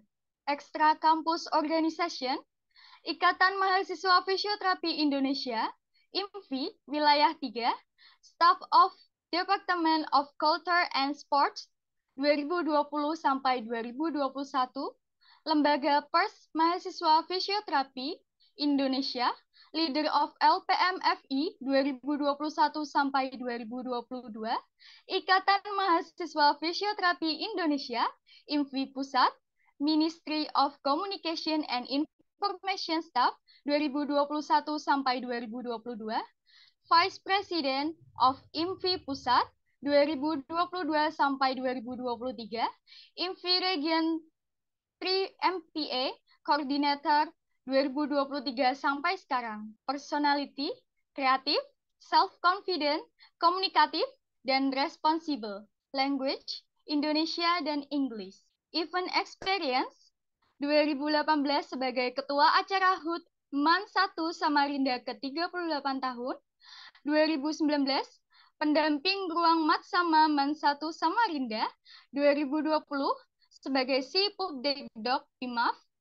2020 sebagai Ketua Penyuluhan Himavi Univ Aisyah Yogyakarta, 2021 sebagai PJ Prodi Fisioterapi di acara POM Unisa, 2022 sebagai Kor acara LDO Himavi Univ Aisyah Yogyakarta, 2022 sebagai Kor Pubdekdok Mata Fisioterapi, 2022 sebagai PJ Prodi Fisioterapi di acara POM Unisa, 2023 sebagai Ketua Master Day Himavi Univ Aisyah Yogyakarta, 2023 sebagai Volunteer Fisioterapi Mandiri Jogja Marathon, 2023 sebagai Koor acara Milad Himavi ke-10, 2023 Si acara LDO Himavi Univ Aisyah Yogyakarta, 2023 sebagai volunteer KFC Futsal Liga 3 Yogyakarta, 2023 sebagai volunteer Aksi Nasional Fisioterapi Yogyakarta. Dengan skills Filmorago, After Effects, PixArt, dan PowerPoint. Achievement 2018 juara 2 basket antar pelajar SMA se-Samarinda, 2018 juara 2 water rocket Pekan Fisika Sekaltim, dan 2019 juara 2 musikalisasi puisi antar pelajar se-Samarinda, 2019 juara 2 basket forecast se-Samarinda, 2019 juara 3 basket Wali Kota Cup Sekaltim, 2021 Juara 1 Videografi Asmetik se-Jogja 2022, juara 3 Lomba Poster Ilmiah Tingkat Nasional 2023, juara 2 Lomba Poster Ilmiah Tingkat Internasional. Interest, basketball player, musician, editor, dan komposer. Baik, itu tadi adalah CV dari Kak Ahmad Aslam Asmi. Acara inti selanjutnya yaitu materi 2 tentang poster pemikat yang akan disampaikan oleh Kak Ahmad Aslam Asmi dari MPA IMPI Wilayah 3. Kepada Kak Ahmad Aslam Asmi, kami persilahkan. Halo, apakah suara saya terdengar? Terdengar, Kak. Oke, saya bisa sharing nggak? Oh iya. Sebelumnya aku izin saya scan dulu ya. Oke, apakah materinya sudah terlihat? Sudah, Kak. Oke, bismillahirrahmanirrahim. Selamat pagi teman-teman semua. Perkenalkan, nama saya Mas Asmi. Di sini saya ingin menyampaikan materi terkait poster mimikat, tapi lebih definisinya saya memakai judul Improve Creativity with Design Skill. Jadi sebelumnya tadi sudah perkenalan secara umum ya lewat CV. Namun secara lebih singkatnya, saya itu merupakan orang Kalimantan Timur dan selalu disupport sama keluarga ya, yang dari mental maupun dari segi materi. Dan saya juga lebih suka bermain musik, olahraga, dan juga desain. Dan juga mungkin rata-rata dari teman-teman yang sering PDD mungkin lebih suka bekerja di balik layar ya. Jadi sama juga. Saya lebih suka bekerja di balik layar, di belakang layar. Oke, untuk outline-nya sendiri, ini dibagi menjadi dua teman-teman yang ingin saya bahas. Yang pertama terkait desain, yang kedua itu adalah poster. Oke, mungkin kita di sini penyampaian saya tidak panjang, mungkin saya lebih ke inti dari ini aja. Semoga yang saya sampaikan sendiri itu adalah dagingnya ya, daging materi yang ingin saya sampaikan. Oke, untuk yang pertama sendiri, desain secara spesifik sendiri itu sudah ditulis oleh seorang penulis bernama Bruce Nussbaum, yang dimana desain itu adalah wahana pembantu untuk melaksanakan inovasi uh, inovasi pada berbagai kegiatan industri maupun bisnis. Sedangkan menurut J.B. Reswick, ahli desainer grafis asal Amerika Serikat juga berpendapat bahwasannya desain adalah kegiatan kreatif yang melibatkan penciptaan sesuatu yang baru dan berguna yang tidak sebelumnya, lain kata desain adalah sebuah solusi. Oke, mungkin sebagian teman-teman juga lebih tahu kan bahwasanya spesifik fungsi dari sebuah desain ini adalah eh, bisa dikatakan bahwasanya berhasil apabila sudah tercapai fungsionalitasnya, yaitu dengan bekerja secara efektif dan efisien. Daya tahan atau durability dari desain sendiri itu adalah berbentuk ergonomis yang guna memberikan kenyamanan bagi penggunanya, pun jadi nilai esensial pada desain. Oke, mungkin di next saja kayaknya. Oke, untuk desain sendiri merupakan ada 7 prinsip dalam pembagiannya sendiri. Yang pertama ada keseimbangan atau balance, yang kedua ada unity atau kesatuan, yang ketiga ada kontras, yang keempat ada komposisi atau sequence, yang keempat ada irama atau rhythm, dan yang keenam ada scale atau skala, dan yang terakhir ada fokus. Fokus. Jadi untuk keseimbangan sendiri itu bisa dijelaskan bahwasannya eh, kualitas yang nyata pada objek yang dimana perhatiannya sama. Jadi antara font dengan objek itu harus seimbang. Jadi keseimbangan ini memang merupakan nomor pertama ya dari desain prinsip sendiri. Terus yang kedua sendiri adalah kesatuan, yaitu terbentuknya kesatuan yang serasi. Terus yang ketiga adalah kontras, yang itu menggunakan elemen kontras menjadi tumpuan fokus sebagai desain. Jadi untuk menggunakan elemen atau objek sendiri itu memang harus lebih kontras atau memang harus menjadi pembeda dari warna pokok dari poster tersebut atau apapun yang kalian buat sendiri. Terus komposisi atau sequence yaitu penataan elemen secara keseluruhan agar lebih enak dipandang. Contoh, misalkan kalian harus paham juga terkait penempatan elemen, objek, font, dan ukuran font sendiri itu memang harus penting. Merupakan itu prinsip awal dari desain sendiri. Terus ada irama atau elemen yang mempermai dengan emosi para penikmatnya. Contoh, misalkan dari irama sendiri itu memang penyampaiannya itu harus membawa emosi. Jadi misalkan kalau misalkan kalian memang membawa tema seolah-olah kayak VR, virtual reality. Jadi kalian harus memang konsepnya memang harus serba digital, yaitu membawa emosi bahwasannya poster yang kalian bawa itu memang poster digital gitu. Dan terus ada scale atau hubungan harmonis antara satu elemen dan yang lainnya. Jadi dari scale sendiri, kalian sudah tahu bahwasannya di poster itu rata-rata tidak satu foto doang atau satu objek doang yang kalian pakai. Jadi memang harus ada keserasian dari poster tersebut terkait salah satu elemen satu sama elemen yang lainnya.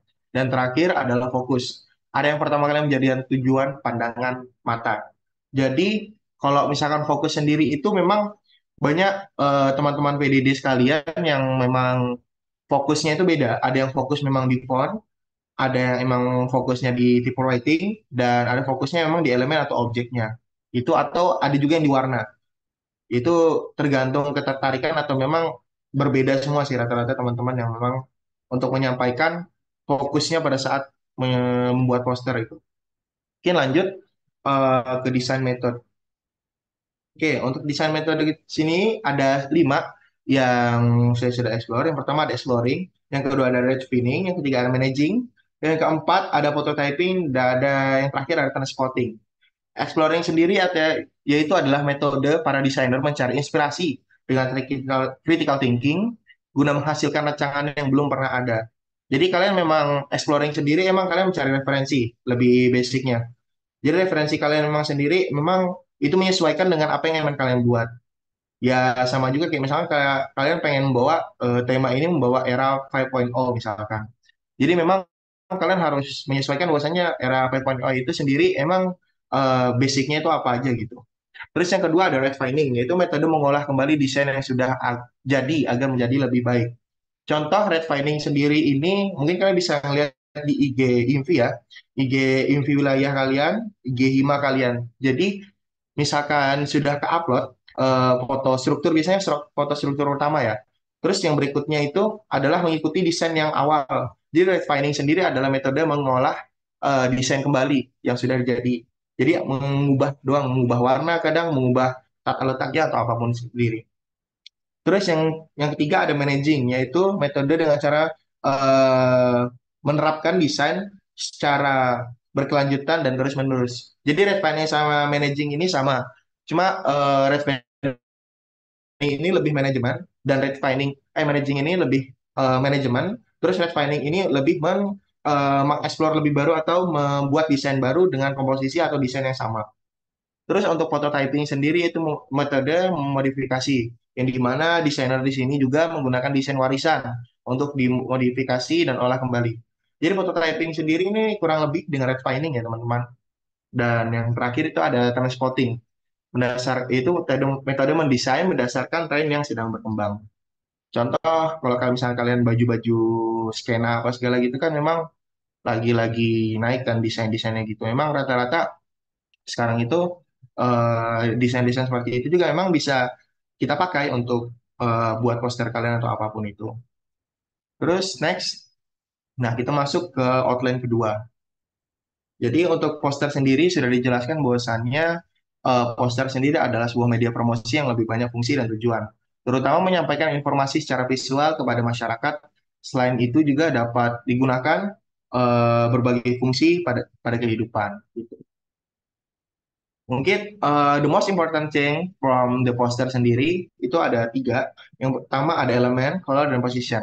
Elemen sendiri ini kurang lebih kayak objek yang memang kalian masukkan, anggap aja kayak kartun atau apa gitu ya. Jadi elemen sendiri, pemilihan elemen itu memang penting untuk membawa emosional yang memang harus kalian bawa pada saat ingin mempublish sebuah poster atau sebuah karya kalian di story atau apapun itu. Dan yang kedua, color. Yang color sendiri emang warna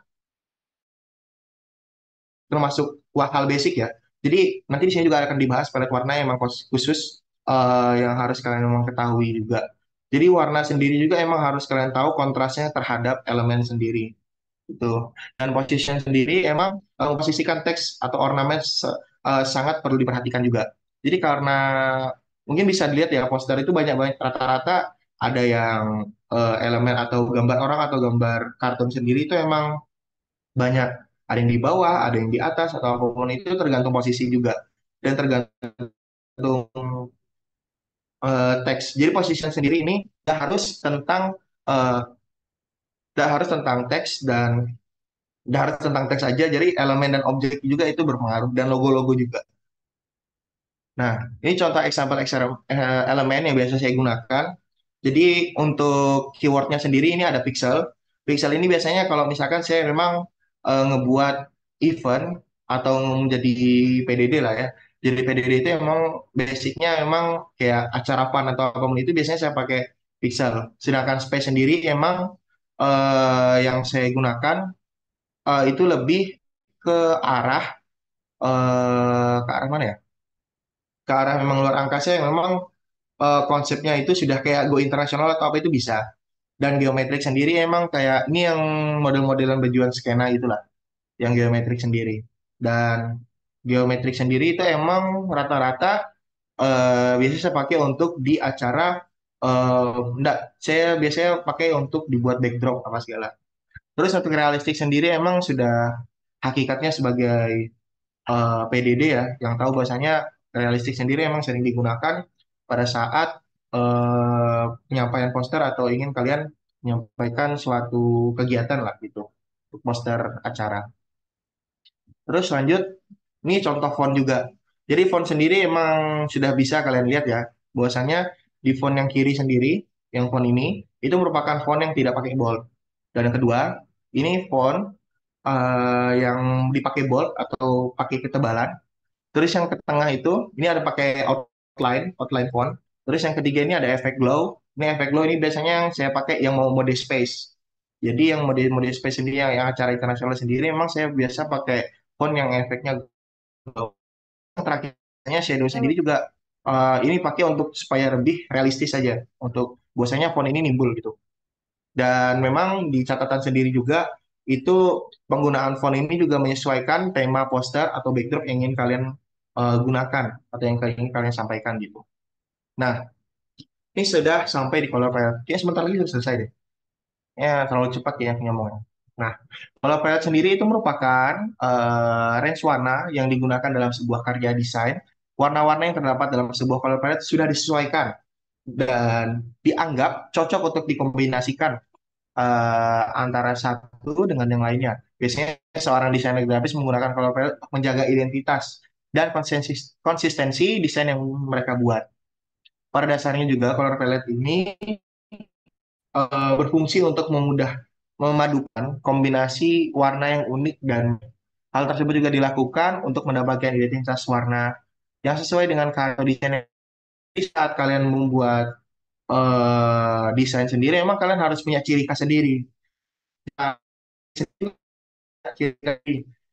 Entah warna, entah elemen, atau entah poster yang kalian buat gitu.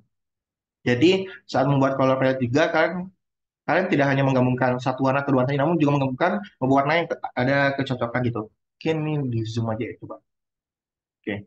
Nah, kalau kalian bisa lihat di sini color teorinya sendiri itu ada color mixing, itu ada CMYK, itu ada singkatannya, itu ada cyan, magneta, yellow, black, print process model. Nah, untuk CMYK sendiri ini biasanya itu dipakai untuk modelan printer gitu. Dan RGB kalian sudah tahu ya, red, green, blue. Terus ada grayscale, grayscale sendiri ada black and white only. Jadi dia dari komposisi gradasi dari warna hitam ke putih. Dan HSB ini hue, color, saturation, how much color, black, tint, and shade. Jadi ini kayak lebih gelap ke biru tua ke biru muda gitu. Terus ini ada meanings juga, makna dari pewarna-warnaannya. Nah, untuk color property sendiri, kalian harus tahu juga bahwasanya color property sendiri itu emang basicnya itu banyak, ada yang cool, yang dingin, terus ada yang hangat, ada yang terang, ada yang dark, ada saturated, and desaturated. Yang cool sendiri emang dominan itu warna-warna terang ya. Contoh warna-warna kalem lah ya bahasanya. Jadi warna ungu, biru, pink, hijau, toska ataupun itu masuk di sana. Sedangkan Sedangkan untuk warna yang warm itu yang warna-warna lebih hangat, warna merah, kuning, orange, dan yang lainnya. Coklat juga termasuk. Dan untuk warna bright atau warna terang sendiri, emang itu lebih warna-warna basic ya, warna merah, kuning, hijau, biru lah ya. Terus warna dark sendiri emang cuma diturunin apa ya bahasanya kayak ditambah efek kontras doang yang membuat warna itu menjadi gelap. Dan saturation dan desaturation itu lebih ada yang lebih pekat warnanya sama ada yang memang lebih agak pudar warnanya. Dan color relationship sendiri emang penting ya teman-teman. Emang color palette sendiri emang nggak terlalu banyak ini penyampaiannya. Jadi bisa dilihat juga bahwasanya kalau relationship sendiri emang ada 6. Yang pertama ada primary, itu ada yang bentuk triangle. Terus ada yang square, itu menghubungkan 4 warna jadinya. Itu 4 warna sendiri itu bebas kalian mau gabungkan, tidak menyesuaikan dalam PPT sendiri juga tidak apa-apa. Yang penting itu membentuk square, 4 komposisi warna yang sama. Tapi ya itu dicocokkan lagi, yaitu dengan menggunakan beberapa warna yang cocok gitu. Terus yang ada complementary. Nah, rata-rata desainer sendiri yang sekarang saya lihat, rata-rata itu complementary, yaitu menghubungkan ujung ke ujung terkait komposisi warna yang emang mereka sampaikan. Terus triad sendiri emang kurang lebih triangle juga sama. Terus angulus ini 3 berderet warnanya, banyak warna. Dan tetradik sendiri emang lebih ke persegi panjang itu. Terus next ya, next. Jadi for more example sendiri, ini saya menemukan eh, poster di Google yang menurut saya memang sudah keren sendiri. Jadi yang bisa saya ambil dari makna sendiri di sini adalah memang dari fontnya sendiri emang kalian harus tahu bahwasanya font itu tidak boleh lebih dari dua. Bukan 2 huruf atau 2 kata ya, lebih maksudnya lebih ke modelan fontnya sendiri. Jadi dia cuma 2, jadi cuma di Iconic of Borneo sendiri yang pertama, terus yang kedua di penjelasan di orangutan sendiri. Terus yang kedua ornamen sendiri, ornamen yang artistik dan realistik. Pada ornamen itu ditambahkan bayangan. Jadi kalau misalkan kalian lihat, ini ornamen sendiri emang realistis, yang memang lebih biasa yang orang poster pakai lah ya. Jadi emang di poster sendiri juga bisa kalian lihat bahwasannya di semua foto sendiri emang ada bayangan itu yang membuat bahwasannya gambar ini nimbul gitu. Terus juga warna. Warna ini memiliki 3 warna aja. Jadi warna basic di sini adalah warna sendiri ada warna utama dan warna pendukung. Warna utama sendiri ada warna biru, terus ada warna hijau sama warna putih. Jadi sisanya ini adalah warna pendukung gitu.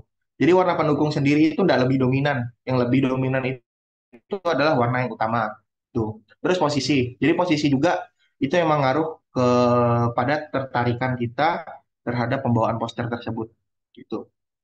Ini sudah di penghujung PPT ya, asal kalian tahu. Jadi mungkin saya sedikit menyampaikan pembagian portofolio yang memang sudah saya buat. Yang pertama di sini ada portofolio yang pernah saya buat. Ini untuk di UKM Musik yang pernah saya buat. Terus juga saya pernah buat di Mata Visio Unisa. Terus di IV Pusat sendiri, ini saya menyampaikan yang desain ini Mas Widi ya. Ini Mas Widi yang buat yang di tengah ini. Jadi terus yang ke kanan sendiri itu saya yang buat poster di UKM Unisa Basketball. Terus lanjut, ini untuk Twibbon, ini Twibbonnya sendiri saya ngambil dari teman saya yang membuatnya. Jadi memang dia membuat lebih simpel aja, nggak mau terlalu lebih ramai. Karena kan rata-rata foto itu ada yang memang lebih kecil atau ada yang lebih kegedean gitu. Terus lanjut untuk portofolio yang poster acara, ini yang sudah saya buat. Dan yang biasa saya pakai untuk space dan efek font glow sendiri, ini saya biasa pakai di kasus foto poster yang seperti ini. Terus ini, yang di tengah ini poster oprek, dan 2 di kanan ini oprek juga, tapi untuk EV dan LPM. Terus lanjut, ini kokart yang pernah saya buat juga. Ini model-modelan kayak kertas gitu. Terus ini juga model-modelan kayak space juga.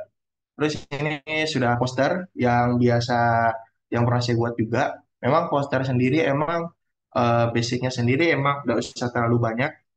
Itu tergantung kalian memposisikan memposisikan elemen atau font sendiri memang harus bisa lebih kelihatan realistis sih. Tuh. Terus ini ada backdrop yang pernah saya buat juga. Ini backdrop technical meeting. Ini waktu ada Let's Go with Neuro. Terus ada poster juga backdrop webinar. Terus ada pelantikan juga. Terus ada backdrop untuk LDO gitu. Nah, mungkin sudah di penghujung ya. Mungkin terlalu cepat saya menyampaikan mungkin. Mungkin sedikit kata-kata yang saya kutip dari teman-teman saya. Untuk menghasilkan angka 10 itu juga nggak harus dari 5 tambah 5, 8 tambah 2, atau 6 tambah 4. Mungkin masih banyak cara untuk bisa menjadi 10. Dan bisa-bisa 100 kurang 90, atau bisa juga 20 bagi 2. Jadi jadilah 10 menurut versi kalian. Kalian itu bisa mengeksplor lebih jauh apa yang memang kalian ingin sampaikan, ingin kalian luangkan lewat kreativitas kalian, gak usah terlalu tahan. Jadi kreatif aja sih kalau menurut saya. Itu aja, sekian dari saya. Mungkin terlalu cepat ya, mohon maaf teman-teman. Terima kasih. Saya balikkan ke moderator. Baik, terima kasih untuk Kak Ahmad Aslam Asmi atas pemaparan materinya, sangat menarik. Mungkin untuk teman-teman nih yang ingin bertanya, bisa langsung melakukan raise hand atau melalui room chat. Saya ingatkan kembali untuk teman-teman yang ingin bertanya melalui room chat, bisa menggunakan format nama, garis bawah asal institusi, garis bawah pertanyaan. Monggo yang mau nanya. Saya ulangi lagi, bagi teman-teman yang ingin bertanya, bisa langsung melakukan raise hand atau melalui room chat. Baik, di sini ada pertanyaan di room chat. Pertanyaan pertama dari Rahma, UMS. Untuk pertanyaannya adalah, apa saja sih tips menulis headline atau judul poster yang bisa menarik perhatian pemirsa? Untuk Kak Ahmad Aslam Asmi, dipersilahkan untuk menjawab. Oke, baik. Terima kasih, Rahma, untuk pertanyaannya. Jadi untuk menulis headline sendiri, emang rata-rata headline itu merupakan font yang dominan ya. Jadi headline sendiri emang bukan warna sih, ukurannya itu emang lebih besar daripada yang lainnya, kalau segala. Emang yang pertama yang harus kalian tahu, untuk menulis headline yang lebih menarik sendiri adalah posisi. Nah, ini pengen taruh posisi di mana? Apakah di margin di tengah, kiri, atau kanan, atau di bawah? Tapi rata-rata emang di atas tengah rata-rata. Terus yang kedua, kalian harus tahu juga bahwasannya penyampaian yang kalian sendiri itu font apa. Jadi kalau misalnya kalian cuma menyampaikan cuma pakai Times New Roman kayaknya kurang. Jadi kayak font-font itu emang harus kalian explore ya. Jadi bisa pakai font yang astronot apa segala itu menyesuaikan. Misalkan ya contoh, kalian pengen ngadain sebuah acara yaitu acara di pediatri misalkan. Otomatis kalian harus mencari font yang memang membuat tertarik seorang fisioterapis atau sebuah praktisi yang memang expert di bidang pedi sendiri dengan cara font yang emang sesuai dengan pedi. Salah satunya emang font-font yang lucu lah ya, yang lebih simple bahasanya. Jadi itu yang pertama, itu yang kedua. Terus yang ketiga sendiri emang harus bisa kalian tahu yang sudah saya sampaikan metode-metode font sendiri. Itu ada example-nya ada 5. Yang pertama itu ada yang biasa, ada yang bold, ketiga ada outline yang putih. Terus yang keempat itu ada yang glow, yang kelima ada shadow gitu. Supaya emang lebih timbul, emang biasanya pakai shadow gitu. Terus yang keempat sendiri itu pewarnaan. Jadi kalau misalkan kalian harus tahu warna basicnya poster itu warna apa, kalian itu jangan poster warnanya sendiri itu emang kadang harus bisa melenceng atau nggak sesuai gitu, sesuai dengan warna dari poster tersebut. Misalkan warna biru, kalian pengen warna tulisan fontnya warna kuning atau warna merah, itu memang harus bisa berbeda. Tapi kalian harus lihat lagi di color palette yang tadi. Itu apakah sudah sama atau sudah cocok warnanya atau bisa kalian kurangkan, tidak usah terlalu merah atau apa, bisa disaturasi atau apapun gitu.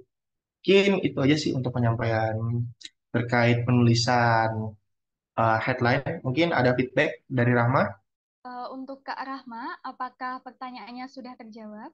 Baik, terima kasih kembali.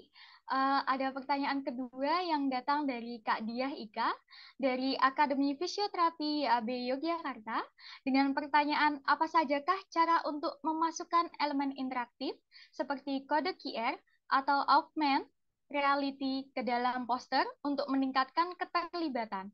Kepada Kak Ahmad Aslam Asmi dipersilahkan untuk menjawab. Oke, jadi pertanyaannya itu memasukkan elemen interaktif, yaitu salah satunya kayak QR code ya, kayak QR code, terus sama augmented reality. Jadi emang augmented reality sendiri emang lagi sudah lama ya, augmented reality itu ya itu terkait teknologi yang memperoleh penggabungan secara real time. Jadi emang untuk cara memasukkan sendiri emang tidak ada anu ya, keterlibatannya itu emang lebih penting.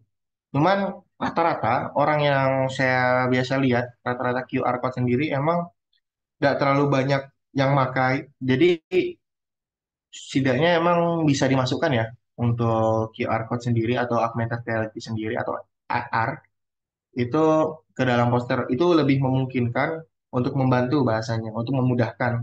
Namun rata-rata kalau misalkan saya lihat dari teman-teman saya yang biasanya ikut, rata-rata tidak pakai QR code, rata-rata emang perlu apa? eh, perlu nomor rekening biasanya mereka tuh untuk memakai apa segala. Jadi eh, memang QR code atau AR sendiri emang perlu dimasukkan aja untuk sebagai media pembantu mereka atau memudahkan untuk perihal mereka memakai itu atau tidak itu overall kayaknya B aja sih. Ya nggak usah terlalu dipentingin. Yang penting kalian sudah memasukkan QR code sendiri. Untuk cara memasukkan elemen sendiri emang rata-rata ukurannya itu nggak usah dominan. Nggak usah secara emang warna ukurannya sendiri emang lebih kecil, masanya nggak usah terlalu kecil, sedang-sedang banget gitu, nggak usah terlalu besar apa segala. Mungkin itu aja dari aku. Kalau misalnya ada kurang boleh ditanyakan kembali untuk dia. Baik, terima kasih kepada Kak Ahmad Aslam Asmi atas jawabannya. Kepada Kak Diah Ika. Terima kasih. Baik, saya ingat teman yang ingin bertanya melalui room chat bisa menggunakan format nama, garis bawah institusi, garis bawah pertanyaan. Mungkin tadi ada, saya lihat di kolom chat ada pertanyaan ya dari Marvel Merduanto. Apa saja efektif mendesain poster yang dapat menarik perhatian audiens? Jadi untuk cara efektif sendiri emang tiga komposisi yang tadi saya sampaikan. Yang pertama ada elemen, terus yang kedua ada font, yang ketiga ada position. Untuk color sendiri emang menyusul. Jadi kalian harus tahu dulu tata letaknya. Tata letak kalian sendiri emang pengen lebih art. Misalkan contoh kalian emang poster artikel misalnya otomatis kan itu banyak teks atau apa sendiri. Kalau misalkan memang kalian pengen membawa bisa itu ke bawah artikel, otomatis kalian harus meminimalisir elemen sendiri. Dan itu balik lagi ke tata letak penulisan yang emang kalian harus buat itu. Terus yang kedua, kalau misalkan emang kalian membuat poster edukasi atau apa segala, rata-rata edukasi itu, misalkan salah satunya lansia atau anak-anak ya, itu mereka itu lebih dominan, lebih suka ke elemen. Jadi kan harus tahu bahwasannya di umur-umur lansia, di lansia dan anak-anak itu emang lebih suka gambar. Jadi kalian harus tahu bahwasannya warna sendiri apa elemen sendiri itu menyesuaikan juga yang lebih mudah dipahami dan emang lebih lebih mudah ditangkap oleh masyarakat juga. Terus kalau misalkan emang kalian ngebuat poster, poster acara misalkan yang emang tertarik ke audiens, yang pertama itu kalian harus membuat memperkenalkan bahwasannya pemateri kalian itu lebih memang expert di bidangnya. Misal kita ngambil di kasus Muskulo, kita ada misalkan kita mengundang Pak Imron atau Pak Parmono misalkan contoh ya. Kita bisa menggunakan foto mereka atau dominan di foto mereka dan menjelaskan nama beliau siapa dan jabatannya itu sebagai apa. Biasanya emang rata-rata poster di acara kegiatan sendiri itu dijelaskan bahwasannya beliau adalah misalkan founder dari Visio ini, misalkan klinik atau kepala ruangan Visio di RSO, misalnya kita nggak tahu gitu. Jadi kita harus memang menyampaikan bahwasannya pengalaman beliau atau emang yang beliau sedang tekuni sekarang itu. Terus yang kedua itu selanjutnya itu adalah di font. Nah, di font sendiri emang yang mudah dibaca ya, nggak usah terlalu kekecilan.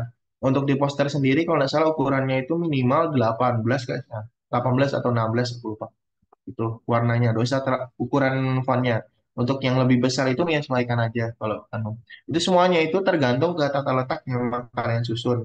Nggak usah terlalu emang kalian dominan di elemen atau apa segala. Misalkan kalian dominan lebih di elemen atau lebih ke objeknya, otomatis kalian nggak terlalu menangkap apa makna dari apa audiens sendiri nggak terlalu menangkap apa makna dari yang kalian bawakan sendiri gitu. Jadi emang harus keseimbangan antara elemen dan font sendiri harus seimbang, harus memang sesuai dan ditambah dengan posisi yang pas. Mungkin itu dari saya. Mungkin Mas Marvel ada feedback. Terima kasih kepada Kak Ahmad Aslam Asmi atas jawabannya. Kepada Kak Marvel, apakah pertanyaannya terjawab? Baik, sesi tanya jawab akan kami tutup. Terima kasih kepada teman-teman yang sudah bertanya, dan terima kasih kepada Kak Ahmad Aslam Asmi yang telah menyampaikan materi pada sesi kali ini. Semoga materi yang telah disampaikan dapat bermanfaat bagi kita semua. Sesi selanjutnya adalah penyerahan sertifikat. Penyerahan sertifikat simbolis kepada pemateri 2 oleh Ketua Pelaksana. Kepada Ketua Pelaksana kami persilahkan. Baik, Kak Asmi, terima kasih atas pemaparan materi yang telah diberikan. Semoga ilmunya bermanfaat bagi kita semua. Amin. Baik, ini secara simbolis sertifikat diberikan kepada Kak Asmi. Kita dokumentasi terlebih dahulu ya, Kak. 1, 2, 3. Baik, terima kasih Kak Asmi. Saya kembalikan kepada MC. Baik, terima kasih kepada para pemateri yang telah memaparkan materinya pada acara nasional Kominfo Skill hari ini. Memasuki penghujung acara hari ini, yaitu penutup dan sesi dokumentasi. Mari kita tutup acara hari ini dengan mengucapkan hamdalah bersama-sama. Dimohon kepada seluruh peserta untuk tidak meninggalkan tempat terlebih dahulu, dan dimohon untuk bisa menyalakan kameranya karena akan ada sesi dokumentasi. Kepada panitia yang bertugas, saya persilakan. Teman-teman bisa on cam dulu ya. Baik, untuk slide pertama apakah sudah siap? Ini gaya formal dulu ya. 1, ayo yang mau on cam ditunggu. Udah, kita mulai ya. 1, 2, 3. Baik, selanjutnya untuk slide kedua. 1, 2, 3. Slide ketiga. 1, 2, 3. Ganti gaya ya untuk slide pertama. Baik, kita gaya 1, 2, 3. Slide kedua. 1, 2, 3. Slide ketiga. 1, 2, 3. Lagi. Atau sudah?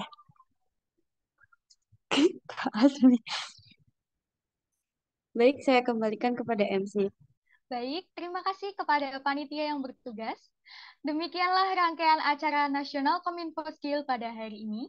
Saya, Novita Sabila Ramdhani, selaku Master of Ceremony, mewakili seluruh panitia yang bertugas, memohon maaf apabila ada kesalahan, baik kata maupun perbuatan yang kurang berkenan selama acara berlangsung. Terima kasih kepada seluruh peserta yang sudah berkenan untuk berpartisipasi dalam acara nasional Kominfo Skill. Akhirul kalam, wassalamualaikum warahmatullahi wabarakatuh. Salam sejahtera bagi kita semua. Shalom, Om Santi Santi Santi Om. Namo Buddhaya, salam kebajikan. Pictures, now I kinda smile. I haven't felt that in a while.